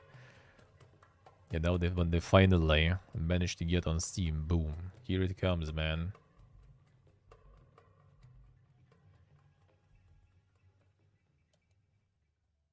Deserved though, deserved. Lawsuit against CD Projekt Red over Cyberpunk 2077 settles for a $1.85 million. Agreement will have the Polish games firm pay the amount and it will not have to admit to any of the suit's allegations. Which was like about the quality. Yeah, suit alleged that CD Projekt Red misled investors about the state of the RPG on Xbox One and PlayStation 4 consoles. It's so dumb, man. Like they agreed to pay and not admit anything. Well, I mean, that's already kind of admitting that they had issues since they're ready to pay to not admit it. Like, nah, they just decided to run charity and just give this money to some people because even though everything was right. Like, come on, dude. You did nothing wrong. Here's 2 billion, exactly. That already tells you something. That already tells you something. There is already another of the similar lawsuits. Yeah, that's the second, I think. 2 years ago, yeah, there's one. I think there was already 2 basically. So I guess second one they also gonna pay money. It's time to go sue them because you know it's easy money basically. It's time. Well, I guess we're not investors, man. I didn't buy CDPR stonks. Feel bad, man. Could try to go also sue them or some shit.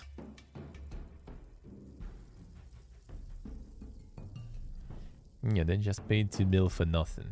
Because why not? We have money. A Vampire Survivors dev says clones forced our hand on mobile port. Ponkel had trouble finding a business partner on board with non-predatory monetization. Two Survivors launched on Android and iOS last month, but Ponkel developer Luca Galante had intended to bring the breakthrough hit to mobile platforms considerably earlier. In an update to the game's Steam store page, Galante discussed the process of bringing it to mobile, saying soon after the initial success of Vampire Survivors, I started to look for a business partner to work on the mobile version of the game. Unfortunately, nobody I spoke with was on board with the monetization I had in mind for the platform, non-predatory. Uncle spent months unsuccessfully looking for a partner, but eventually opted to handle the mobile part in-house. When a large number of actual clones, not games like Vampire Survivors, but actual one-to-one copies with stolen code, assets, data, progression started to appear everywhere. This forced our hand to release the mobile game ASAP and put a lot of stress on the dev team that wasn't even supposed to worry about mobile in the first place. This started as a mobile version. It started as a different mobile game, apparently, though. Apparently, there was a different one. Mobile version of Vampire Survivors reflects the monetization model Galante had in mind, and it's free to play, and players have the option of watching an ad at the end of their run to revive their character once and partially refill their health. They can also watch an ad after their run for extra gold that can then be used to unlock or upgrade characters. Okay. If you like me, then if you wanted Vampire Survivors mobile, you'd have been happy to just pay a couple of bucks for it and call it a day. But the mobile market doesn't work like that, and by making Vampire Survivors a paid app, I would have cut out completely a lot of new players from even trying the game. This is why we ended up with a free-for-real approach, where monetization is minimal and is designed to never interrupt your game, always be optional in your control through a couple of watch ads buttons, and doesn't have any of that real money sinks that mobile cash grabs are usually designed around. It's pretty good. I wouldn't even mind if they would like show some ads, I don't know, like in the menu or something, and show how it works exactly, right? I wouldn't even mind. I wouldn't even mind. Yeah, so yeah, they needed to replace even some of them because they were like too much like the Castlevania or something. But yeah, it's a good approach. That's a good approach. I also think so. And they couldn't find anyone who would actually make a game like this because everyone wants to farm the monies, dude. No one wants your free shit there, man. Nice, bro, nice. Would rather pay $2 for no ads, but you don't need to watch them though, that's the thing. Like, you're not even supposed, I think, to revive yourself. You just start a new run on PC, right? Like, there's no revival. So it's kind of like more of a thing for someone who wants it. I guess getting more gold for watching an ad is kind of good though. Or, like, kind of affecting gameplay in a way, you could say. But yeah, you can just don't watch it, that's it. Yeah, hello, yeah. It's not even on mobile alone. Well, I'm at it actually then. Well, I remembered. Whoop. Whoop. Alright, so like, no one can translate, but yeah, basically I already looked at all of this. So the nobody the turnaround apparently got also all their shit completely copied and already rolled out as a separate game. So they're already going through like the lawsuit and stuff too against it. So someone like literally just like published the same stuff while they removed their game from sale. Someone already like, you know, trying to sell the same shit basically. Somehow, I'm not sure on Steam or where, but yeah, someone is already selling their game basically, somehow. But also another a little bit out of this is that they didn't remove themselves from sale because they had issues with older Windows versions. That was just an excuse. So yeah, they removed the game because they need to change some things in the game. So I guess that part about, you know, someone from the government or something didn't like what game depicts probably, or some parts of what game depicts are taking it a bit too far. So yeah, seems like they are remaking some of those things. We'll see. I got I got asked by their like the PR whatever marketing managers to not stream until they're gonna be like a green light and stuff. So like, right, fine, sure, no problems. No problems, considering it might actually be some problems for them and everything. I guess it's like better that way. We're gonna play when it's changed. Let's see what's actually gonna change. Yeah?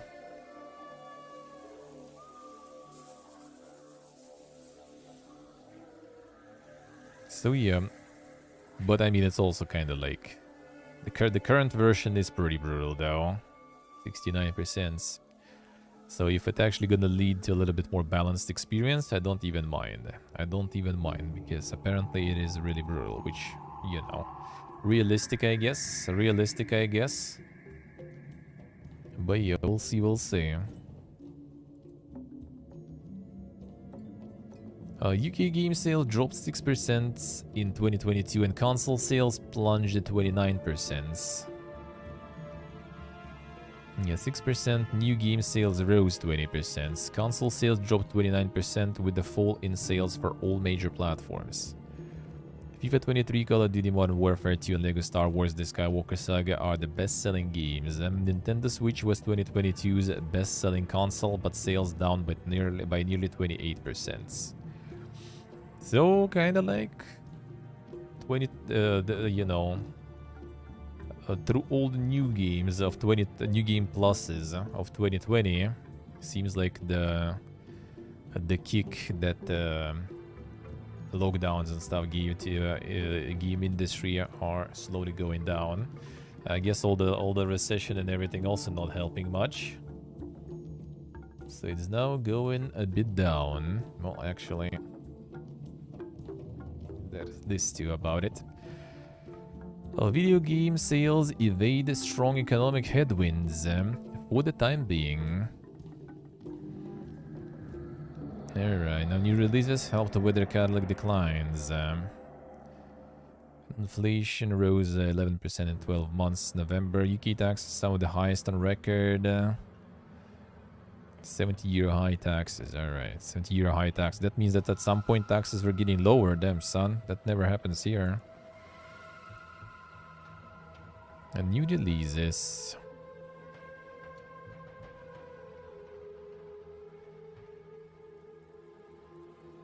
Nice. So FIFA sold less.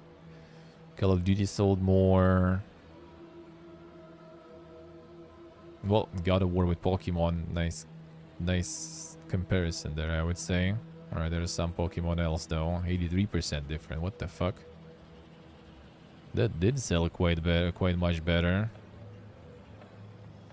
Far Cry 6 with Lego, 112% more Lego than Far Cry 6. Holy shit.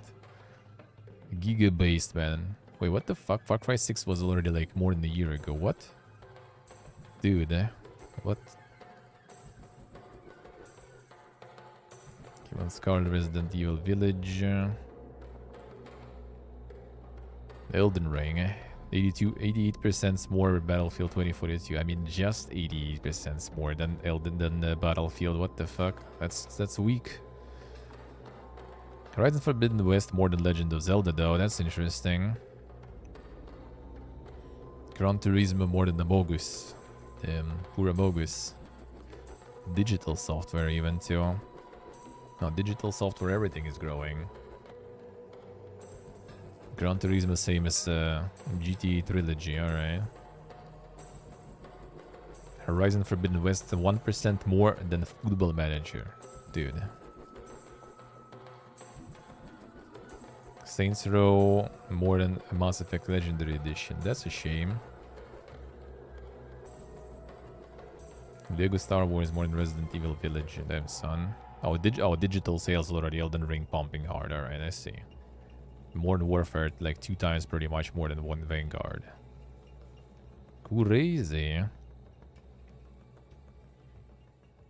Let's see. Wait.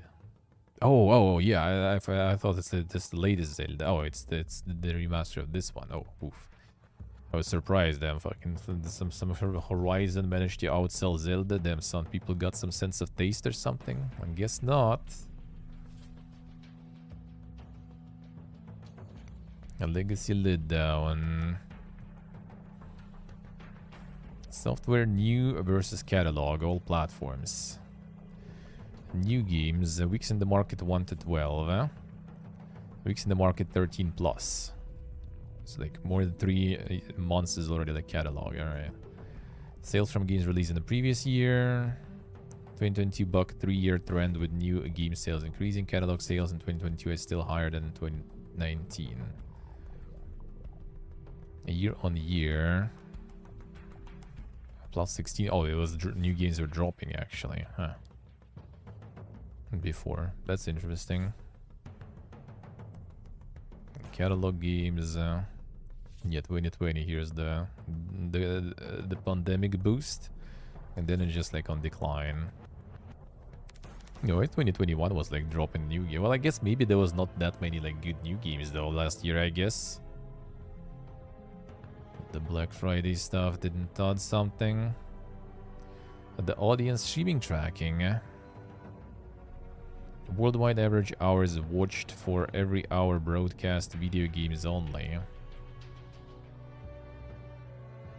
So like per every broadcast, on average is like 30 hours watched. So technically if you take every video games only, oh, so you can like cut a whole bunch of like streamers, I guess already, the big ones. It's like every hour broadcast. So if you take all the streamers, I guess minus just chatting. So as I said, minus a huge chunk. And divided by amount of streamers, you get 30 hours. So like every hour watched is 30 hours. Streamed 30 hours watched. So like 30 viewers average if you take across like the whole platform, and everyone in the same position is gonna be 30 viewers. Ah, shit, Dorksel. Welcome back to the dungeon. Thank you, man. Thank you. Appreciate it. Thank you. Last year Resident Evil 8, honestly. Yeah, I don't really remember much I was even playing last year, to be honest. This year I remember some stuff, and it's still kind of mostly like something like Arculus, for example. Well, the last year. But 2021, I don't remember actually what was there.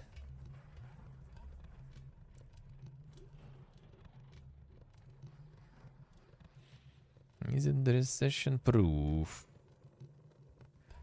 Historically, the video game industry has been somewhat resilient when the economy is in the bear market, i.e. a market in which share prices are falling. Because the video game business follows its own business cycle somewhat, a decline of video game sales usually comes from video gamer apathy in existing console systems.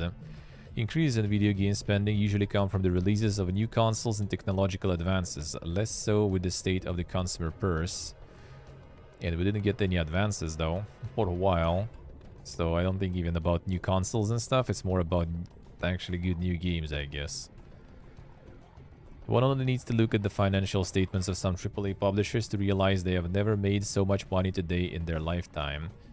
Be at maximum revenue during so much economic uncertainty is some achievement. I wonder when they're gonna break it though. Because, you know, like the economy gets worse, the prices and everything gets higher for games and stuff too, right? Like they have a lot of good faith. They still get a lot of money, right? Even in such shitty times, but they also kind of try to juice even more and more and more as much as possible. I wonder when that's gonna break, because there was already like the crisis, which was it, like 80 year 80 something or whatever, when like the prices also like when like games were growing really hard in terms of like sales and everything, and then they just started like doing some shovelware for a lot of money. Like I think ET and stuff story happened around that time, and it just like market kind of like crashed and everything, and people just like, you know, stopped believing in the video games. There was some shit like that, I remember.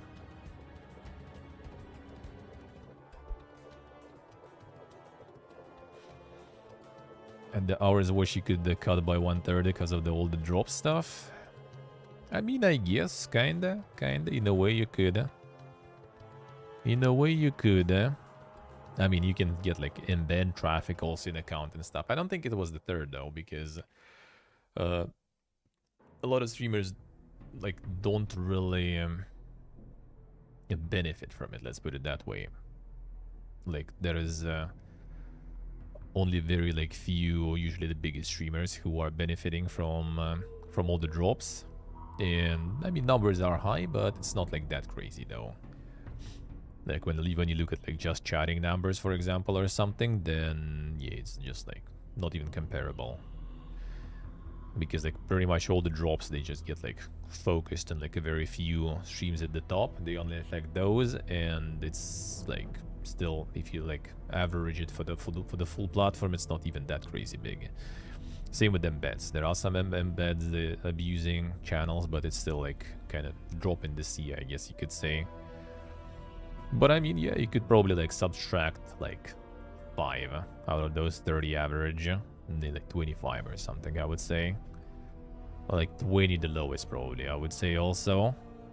But it just shows kind of like how big the shift in what's the name, in the view counts is.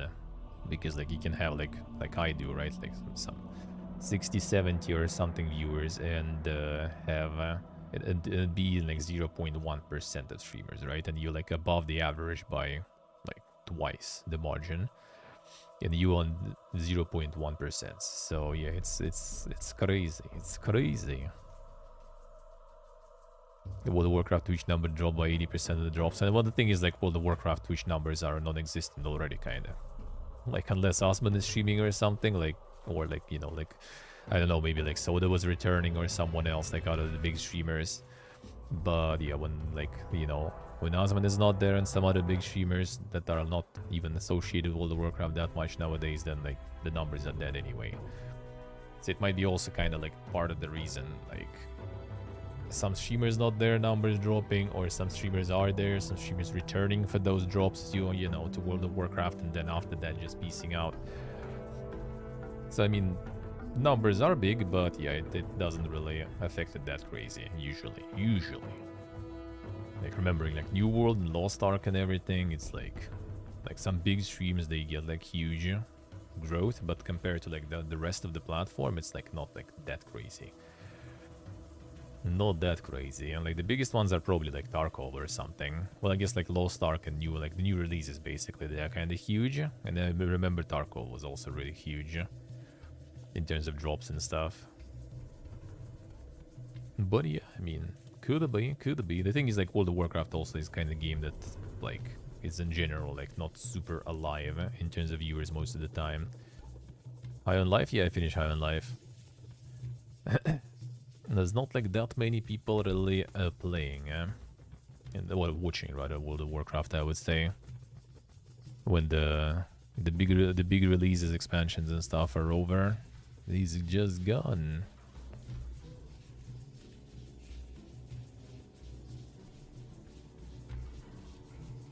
Alright, let's see. A customer panel after customer panel indicated more and more people classify themselves as gamers. Probably the most important factor on ascertaining the health of this industry. Video game market can continue to expand even if the core gamer spends less, offset by more spending by a growing pool of casual gamers. Fewer games have been released lately, there is no doubt competition in the markets is still very strong. The amount of spending on games, whether it be on PC, console or mobile, does not look as if it will go into reverse gear anytime soon. Publishers and gamers have to come to terms that the video game market has shifted in the last decade, and publishers have diversified revenue streams and gamers look to maximize value for money. True. The good news is that the video game market is catering for all audiences, whether rich or poor, whether core or casual, whether single player, narrative or multiplayer, whether AAA or indie. So far, this means the video games market is successfully evading the economic headwinds for the time being anyway.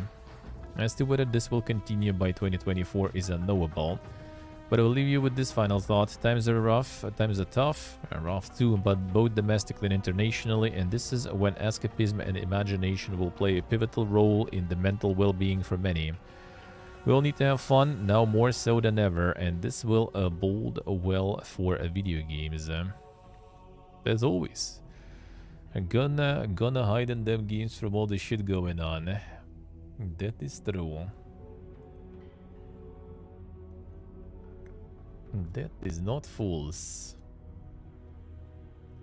CMA extends deadline for Microsoft Activision Blizzard investigation.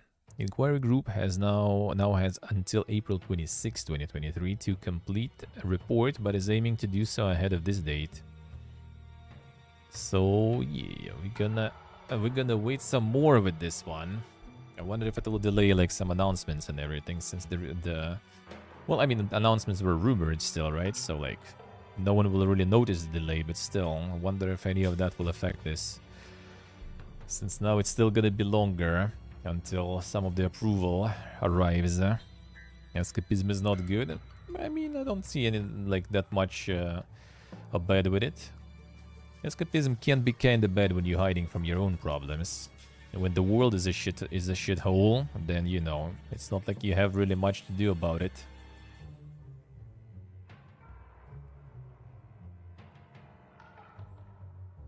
So you just need to cope with the world being shit, and that's one way to cope with it. I saw other ways to cope with it. Trust me, they're way worse for you. Gearbox snags captured Dimensions. Jordan Williams to remain as 3D Capture Company's president as it joins the Borderlands developer. Damn, the Randy keeps growing. The firm worked with entertainment companies such as Lionsgate, Sony Pictures, 2K Games, and EA. Captured Dimension services will include 3D printing, prop scanning, and cross-polarized texture photography.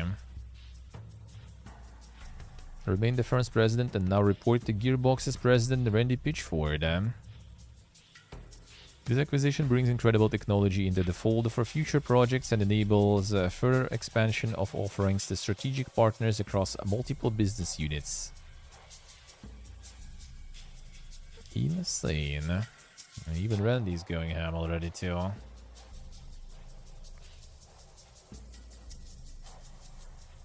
Another one. Damn, see them. Oh, the game plan. China regulators to license 44 foreign games for domestic release. National Press and Publication Administration is also set to approve 84 local titles. Yeah, like once a year nowadays already or something.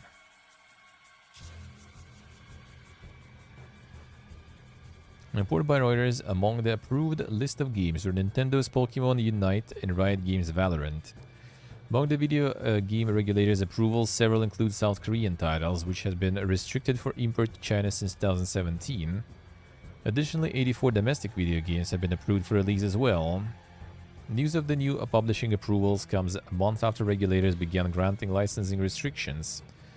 In April of 2022, China ended its then 9-month ban on providing publishing licenses. At the time, the selection included 45 games from companies such as Baidu, XD Inc., and iDreamSky. I think they approved like even Gwent. Like fucking Gwent is already getting closed this like in a few months. And they approved it. I wonder if that's gonna change anything for the plans to close it, or maybe they'll give it another go. Or maybe they will give it another go. Alright.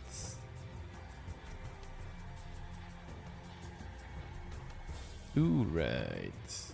Let's see this. And then we're gonna wrap it with predictions then, sure. A new YouTube policy leads to increased demonetization of games content. Sounds fun. Latest rules target violence and profanity more severely. According to VentureBeat, YouTubers like Penguins have noticed an uptick in demonetized videos after policy update cracking down on game violence. Content creator RT Game has also shared his experience on Twitter, highlighting that the policy changes applied retroactively as well, demonetizing several of his videos. YouTube's advertiser-friendly guidelines were updated in November 2022, though it wasn't clear at the time when they would come into effect. Does seem like that's now the case. Should pick the time to come to YouTube. I mean, it's not gonna be that. Like that kind of monetization is not something that's gonna make me much anyway. So that I don't really even care if I even get that, you know. Among the changes, violence was particularly targeted, with the new rules reading content showing dead bodies without context, a game of violence directed at a real named person, or acts that's created intentionally shock and disgust. So like, he's like any horror game is basically kind of like off the pictures of the charts. Doomsday, yeah. Freaking my SMH. Well, they linked his Twitter, I guess. Videos showing an implied moment of death will not receive the ad revenue. Starting gameplay where gory injuries are present after the first 8 seconds. Why after the first 8 seconds? Non-graphic tragedies and their aftermath or police seizures as a part of law enforcement can receive ad revenue. Oh, so like first 8 seconds you can't even show any of that. Okay. Content where profanity is used after the first 8 seconds may receive ad revenue. However, if profanity is used in the first 8 seconds of the video, then it will not monetize. Okay, I see. So like basically the first 8 seconds of video you should probably like do nothing. And then maybe you can do something and get lucky. I'll see. I can't die in game, yeah. Square Enix aims to grow internal development in 2023 despite selling Western studios. Japanese and Western publishing branches to operate hand in hand as company commits to one Square Enix.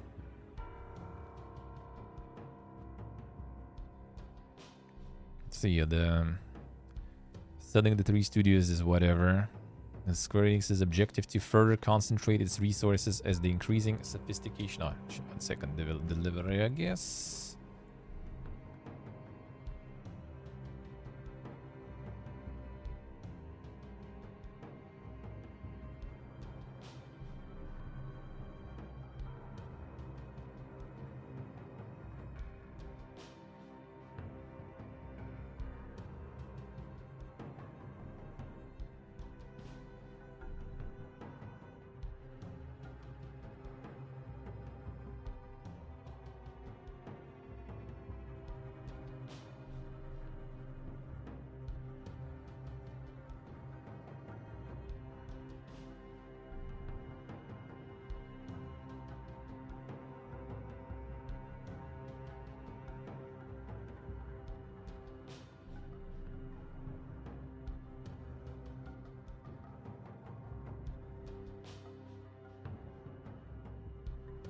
Ooh, right, finally delivery. It didn't make me to go pick it up myself. Nope, nope, nope. I paid for delivery, I gotta get the delivery. Fuck you, Dolphin. Gonna arrive soon. Ooh, right.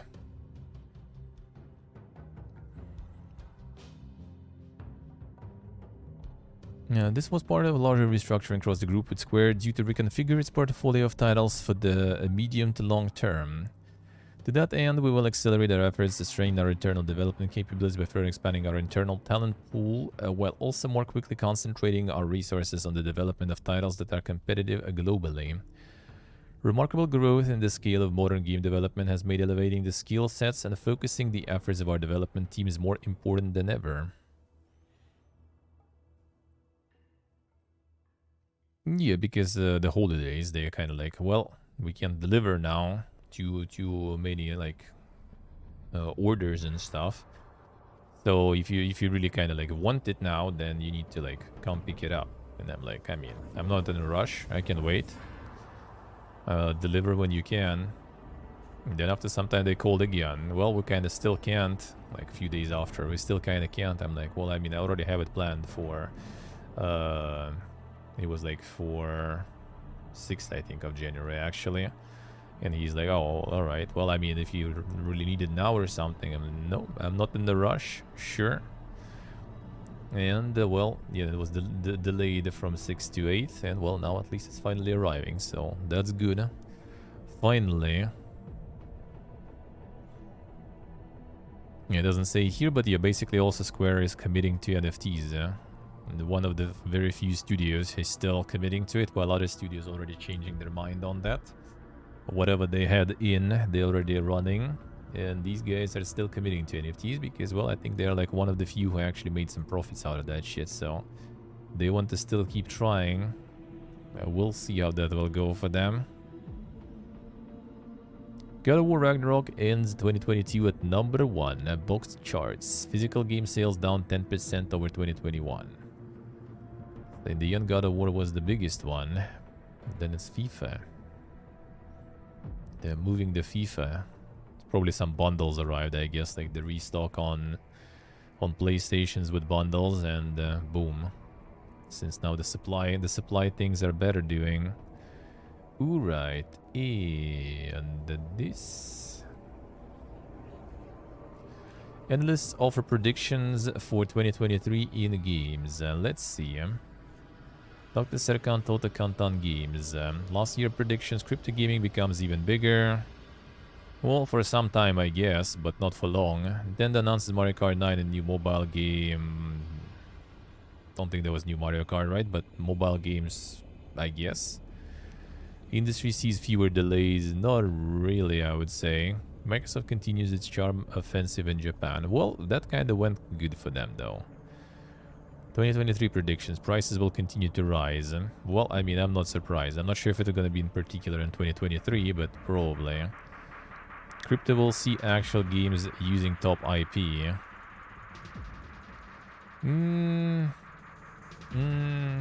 I'm not sure, really. It could, but doesn't seem like a good time for that. Let's put it that way. Could happen at some point. Crypto might get another Axie Infinity moment. I don't think it's gonna happen this year, though. I mean, it could if crypto gonna bounce and everything. Then maybe.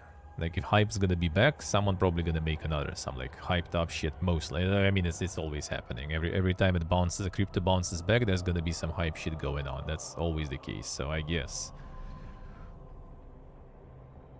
Yeah, some like guy from some company basically. Yeah, Countdown Games, some publisher or something. So we'll see. Just some dude, basically. A recession will have little effect on gaming. Well, that's what we kind of read recently, and I do kind of agree, even though I think it will. Especially for AAA gaming, I think people might notice something. It's hard to say, though, HRC, because I think that AAA gaming is basically those dudes that are average Steam user now with 5 games per year played, right? So for them, maybe even like spending like 80 or like more dollars per game when they play 5 per year is maybe not that big of a deal. Other than that, I feel like it's gonna probably drop. The thing is, they also kind of like cucking the regional prices a lot. Like, the thing is, like, they show a lot of copies sold and stuff, right? Numbers. The thing about numbers, they like the amount of like games sold and everything, they don't take into account regional pricing and stuff. And regional pricing is getting scaled down now. A lot of countries that had their regional prices really juicy, they're getting it cut. Like Turkey and Argentina got another cut in their regional prices. We got the cut in prices. And realistically, it also all showed that a lot of people are actually using that. A lot of people using VPNs. A lot of people have different regional Steam accounts. Pretty much, like, I would say, maybe not majority, but the huge part of gamers here now also using VPNs from here even though we have better prices kinda, right? But we also have a lot of games not being sold here and issues with Steam accounts, a lot of people using the Kazakhstan VPNs and stuff too. So I think there's gonna be a situation when like they're gonna start fighting those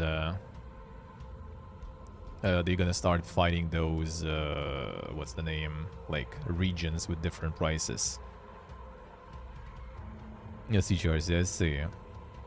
This update is alright. Well, I mean, it's fine to sometimes, like, yeah, correct it. Because, yeah, if inflation is huge, and I heard in Argentina inflation is pretty big because I was researching it as one of potential countries where to move and stuff, and still kind of have it as an option potentially if I will be deciding for something. But yeah, it's kind of like inflation is insane, so once in a while you need to like make prices catch up with the reality, I guess. That's true. But I think in some ways it goes a little bit too much. Like, for example, in our case, the correcting of the prices was kind of dumb. Because, like, first they thought that, I guess, our currency gonna drop like crazy and stuff, right? Since all the events, but it didn't drop, so no one did any corrections with that. And then they also kind of like, well, you know, I guess now that their currency is so strong, I guess they're kind of like more capable to buy stuff, so let's increase the prices. And the truth is, like, no salaries or anything really changed that much, so like in our case, changing the prices was weird because they weren't super low, they weren't crazy low for our local market, that's for sure. And going from like 4,000 or something price of game, like Elden Ring, for example, from 2,500 went to 4,000, and that's like 4,000 is a lot. 4,000 is like something that I don't really even waste like in a week, basically, if I'm doing kind of like, if I don't go like, you know, eating some like garbage food or something, if I don't like splurge a lot of money here and there, then like 4,000 per week is easy. It like anything, everything covered. How many dollars would that be? Nowadays, actually, it's almost 60 bucks, like 55 bucks, I guess. So we technically kind of got closer to the international prices of games, and for us, that's a lot, and that's bad. And I'm talking, you know, like Moscow, basically, like when people earn good money. If you take like for example, my uncle works and he gets like 20,000, I think. So like 4,000 game is 20% of your salary. You would probably think many times if you want to buy that game, right? Not to mention that, you know, like the PC parts and stuff already is quite something, and then you need also to buy those games and stuff, and that's not that fun. My Miyazaki corrected right away? No, it actually took some time. It actually took some time. He corrected it before even the guidelines from Steam came to adjust. Like, the thing is, guidelines from Steam came to adjust regional prices in all the countries, right, including ours. And the thing is, recommended Steam price, it's still almost the same. Like, basically recommended was like 2,000 or 2,000 like 500. I don't remember the exact numbers actually available. And they upped it like by 20%, maybe 10%, but prices like got doubled or something. So it's still weird. But yeah, the thing I'm talking about is like, since a lot of people already were using those holes, right, with VPNs and everything, and those holes started to get kind of like blocked, not by forbidding to do so, but by increasing the price, right? So instead of trying to fight, which, I mean, I guess kind of hard to fight, right? People moving virtually to buy stuff cheaper, they instead just like started like increasing prices in the regions when there's a lot of purchases with low price, right? So from that, the people who actually live there started suffering, sort of. Well, I mean, yeah, you said like 25 USD. Yeah, 25 USD is super low even for our prices. Like, initial price for Elden Ring here was like 35. Well, actually, I guess considering the current conversion rate, it would be 35 basically. Yeah, 35 bucks basically it was. Elden Ring. But yeah, 10 bucks is very cheap. 10 bucks is super cheap, I do agree. But the thing is, it's like Most can oil a game if needed. We'll see. Steam will allow that if the game is available here. If game is not available here, then I think new keys already not being accepted. At least some of the games didn't work. I might also do some traveling to get the account in Kazakhstan and stuff, because it's pretty much the same prices, sometimes even cheaper, and you can actually buy games there. It's funny because it's the same payment system as here, Kiwi. It's same system as here, but here Gaben doesn't accept it, but there it works. So yeah, people now basically like move money from here to Kiwi, Kazakhstan, and then from Kiwi, Kazakhstan, they top up their own Russian wallets, and they do like twice the fee or something. Basically, like Third Mask said, he like lost a whole bunch of like 10% basically on that exchange, when you can pretty much just send it to Kazakhstan and that's it. So like, I mean, I might in general even move to Kazakhstan. Could happen. Or I might just like get something there too. There should be no issues, I think, with oiling stuff up if needed. And I mean, I can buy stuff myself then too.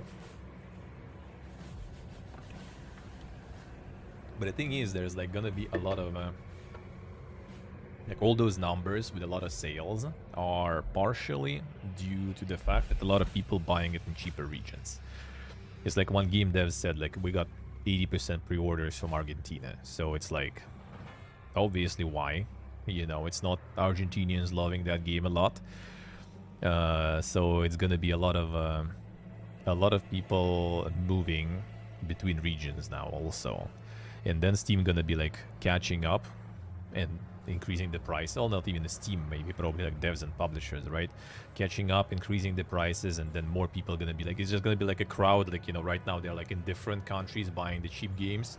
Then they slowly gonna be focusing in some like smaller amount of countries, and then those countries will also start get the prices increased, and that crowd gonna be like bigger and bigger and just moving, and we're gonna end up probably in a situation where like prices pretty much everywhere kind of equal.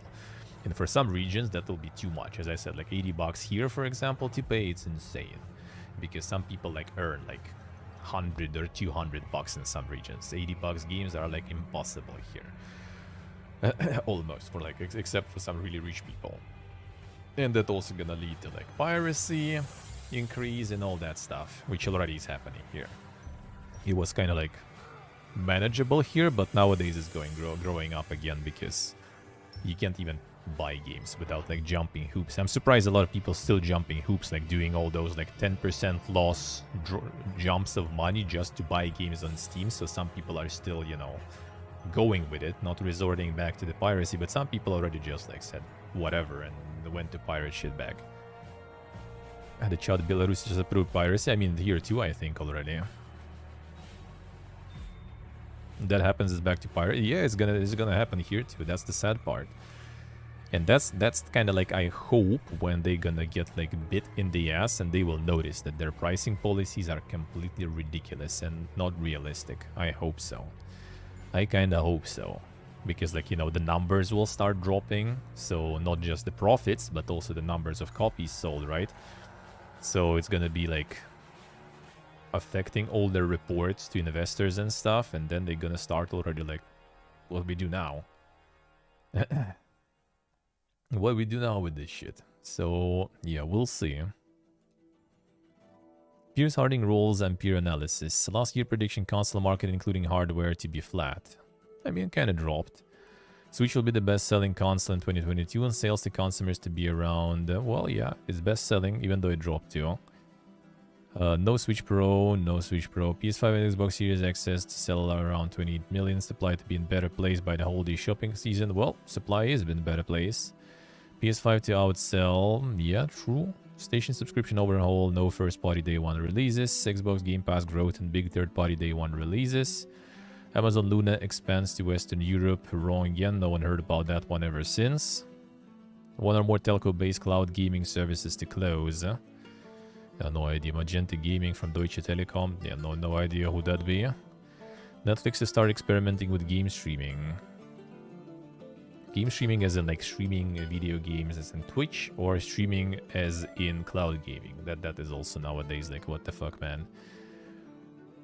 Quest 2 best-selling VR headset. Quest 3 likely in 2023.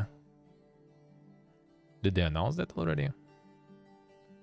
Yes, they are, right? PSVR 2 end of 2022 launch likely to be delayed. Mobile focused on legal disputes and anti-competitive behavior. DFA changed Fallout. Mobile zero movement on Apple opening up the third-party app stores. Didn't happen. Blockchain games, many games will underperform. Funding will cool down. Yep. Crypto crash time. Games IP becomes entertainment IP. Adaptations into video game space to increase. Demand for dev talent and IP to continue. Metaverse won't arrive. In-game or platform brand activations will increase. Microsoft and Activision Blizzard. So, what do you say? Is it gonna happen or not? Yes, but with further concessions. Okay, so they will need to do like more things. More things to satisfy regulators. Okay, total market outlook decline 2022.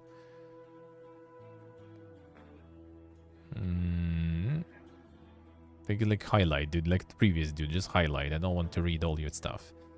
It's all very 5-head, but there's a lot of 5-head to read.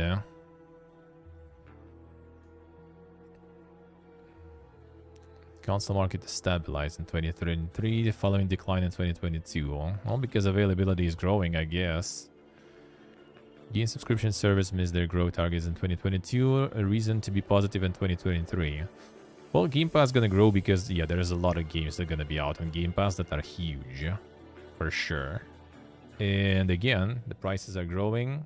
Subscriptions, for now at least, are still kind of stable in price. So it's good value with good games. Absolutely. Hybrid monetization approaches. Game Pass. Subscription and in-game spending. Well established and has been growing. Okay, new wave of hybrid monetization experimentation to come with advertising. That's probably gonna happen because they already want to integrate ads and more stuff. And there is already like the ads sponsored and cheaper Game Pass subscription and plans already, right? So that's gonna happen.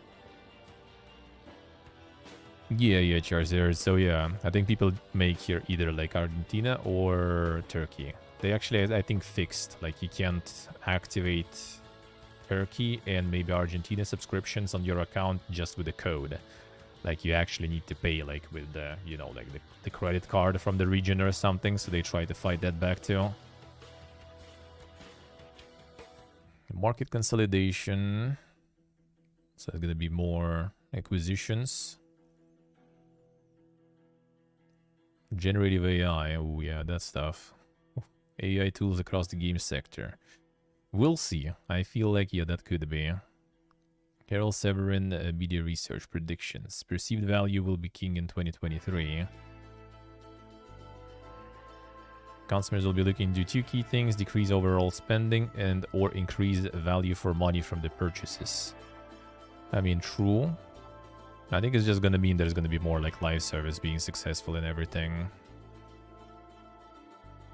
VR emerges from the throe of disillusionment in 2023. We'll see about that. Xbox will narrow PlayStation's lead in terms of console ownership. That I kind of doubt though. Cross-platform and hardware agnostic efforts. Well, the only reason why Xbox could catch up is the Series S. Because it's kind of cheap and accessible. If people were gonna be getting Xbox Series S with Game Pass as a way to kind of save on games, then I could see that. Other than that, I don't think they're gonna be, especially since PlayStation is improving the, what's the name, supply. Could be plenty of that now. Chain Ecos, I tried Chain Ecos for like on First Look Friday for like 3 hours. Well, seems good, seems good. Seemed pretty fun. Might be nice, might be nice. I heard it's not even like super good, super long or something, so might as well.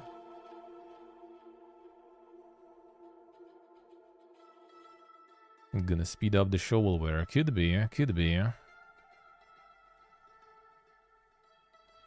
For entry, people still rather pick up the Switch. I think it's up to like the promotion. If like more people would realize the value of like getting Xbox Series S with Game Pass, then more people would be getting that. Because Switch, like, I mean, is good also entry level, right? But the games cost a lot and there's no like deep sales almost or something. So like, yeah, sure, you can buy it. but you're gonna have issues getting games for that, probably, most likely. So I think, like, in general, the Series S is really good stuff. Emo Cafe low. But I don't think a lot of people actually kind of, like, realize that, I guess, or, like, treat it from that perspective. I'm not sure how to say it properly, but yeah, I think it's just kind of like a lot of people also kind of don't really have Game Pass available still in many countries, right? Or they think that they still don't have it and stuff.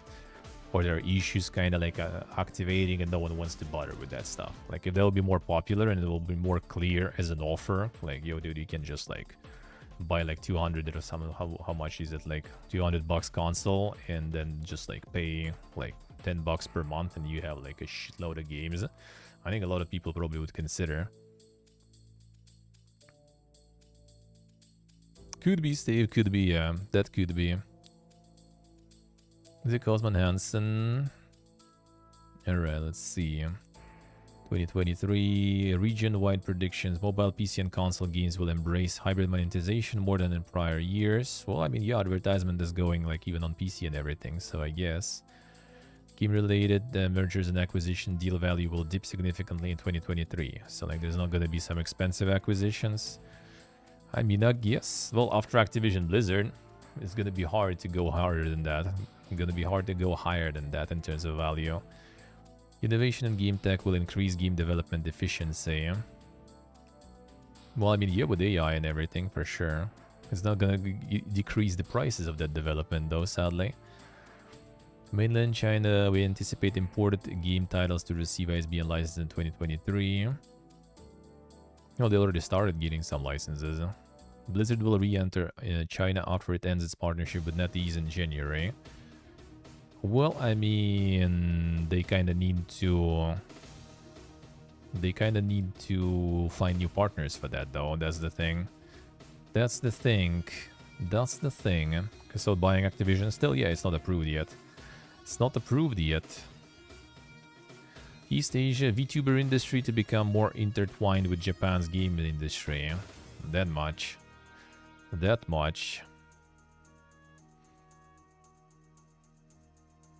VTubers are starting to play a larger role across the games industry, cooperating with major Japanese game titles and companies. 2022, Hololive VTuber Inugami Corona cooperated with Sega for the launch of Sonic Origin and Apex Legend VTuber avatars, among others. It predicts that 2023 we'll see even more big-name VTubers announcing brand partnerships with game titles and companies as the two industries continue to consolidate and intertwine. Korean game rating agency will likely restructure following the scandal of 2022. New laws, regulations, and policies for domestic game industry. Following the scandal that hit the country's game rating agency, GRIC, in 2022, we predict that will be restructured and Korean gamers' voices will be heard more as a result. What was that exactly?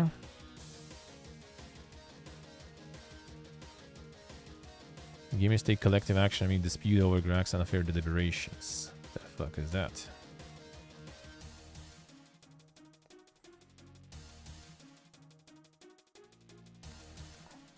Game Rating Administration Committee recently recommended restricting some subculture games to an adult-only level, raising disputes over unfairness in its deliberations. Such disputes are now threatening the existence of the committee. The fuck?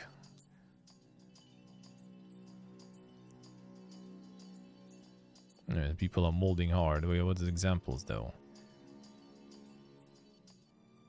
Citizens standing in line in the street in front of the assembly building were young people in their 20s and 30s. Although they enjoyed different genres of games, they shared the view that GRIC game classification standard was unfair. It's not someone else's concern. Due to a GRIC unfair censorship, a song in the game I played was deleted and the game became restricted to an adult-only level. You are Yale College student Chungang Yoon said. Doesn't make sense for GRC not to hear the opinions of the gamers in its deliberations. Okay, so it's just got like too hardcore of a rating stuff. And that was some examples, maybe. South Korea. South Korea.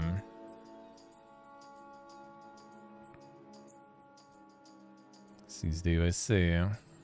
Well, looks like they already are.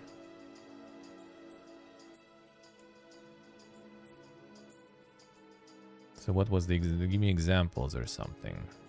That's some booba they actually judge. Alright, not complete, but still.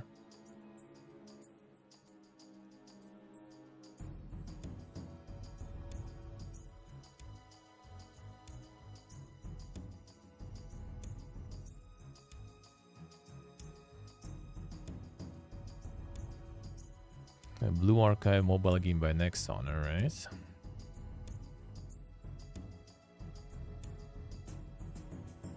Lack of transparency, regular meetings. It's about sexual explicitness. We can't put a number down on what makes it appropriate or not.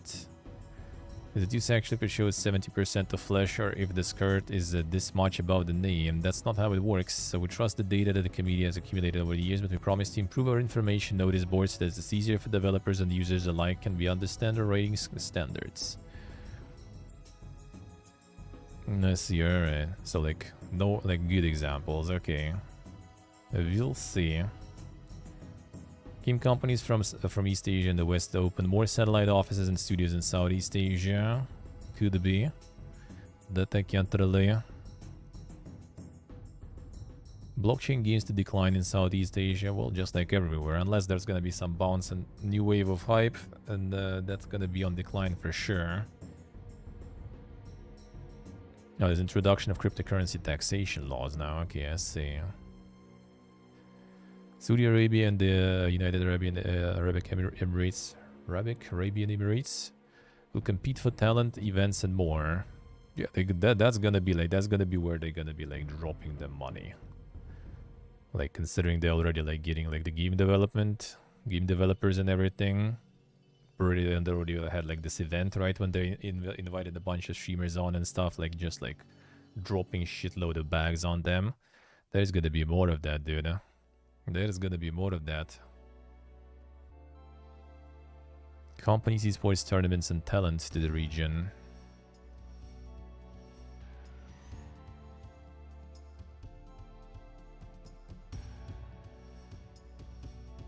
Emirates is kind of like interesting one for the people to move now, but boy, you need a lot of money for that shit though. 10 international game companies will open offices. Middle East. Like North Asia? No. Oh, this one even. Translated exactly. Should be Middle East.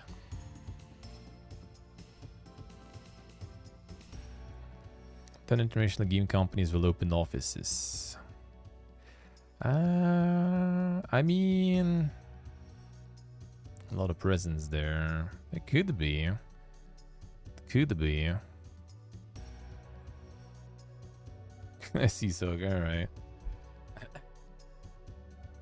Kick. Well, I mean, you know, caught the bitch that way. Easy life. Now just gonna find another one. Easy.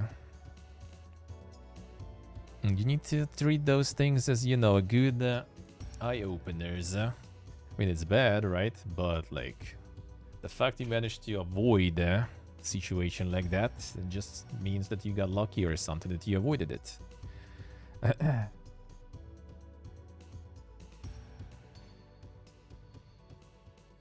Better find out early. Esports tournaments will be held in a hybrid online-offline manner. Well, I mean, that's kind of how it goes, I guess. Oh, 75 of all tournaments in Asia is still online only, I see. Mobile shooters will drive esports growth in 2023. There is a lot of that for sure. Esports hotels to grow in popularity as post-COVID travel booms. That is like, I read a little bit about that. That's in Asia is apparently like a huge thing. The esports hotels.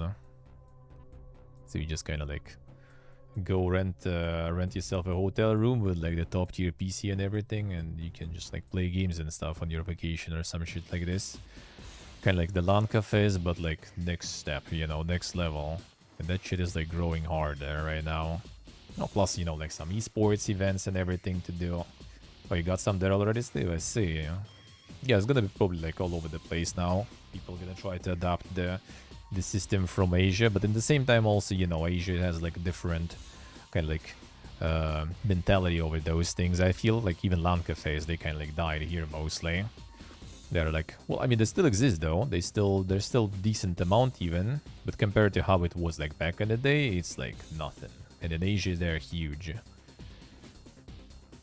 Alright, well, we'll see. We'll see what there's gonna be throughout these predictions. We will see. We will see. Alright, so it is time for me to go then. To go for a break though, because I'm gonna be live on YouTube for a little bit. Some Fallout 76, just like some Expedition Weekly or something, probably. We'll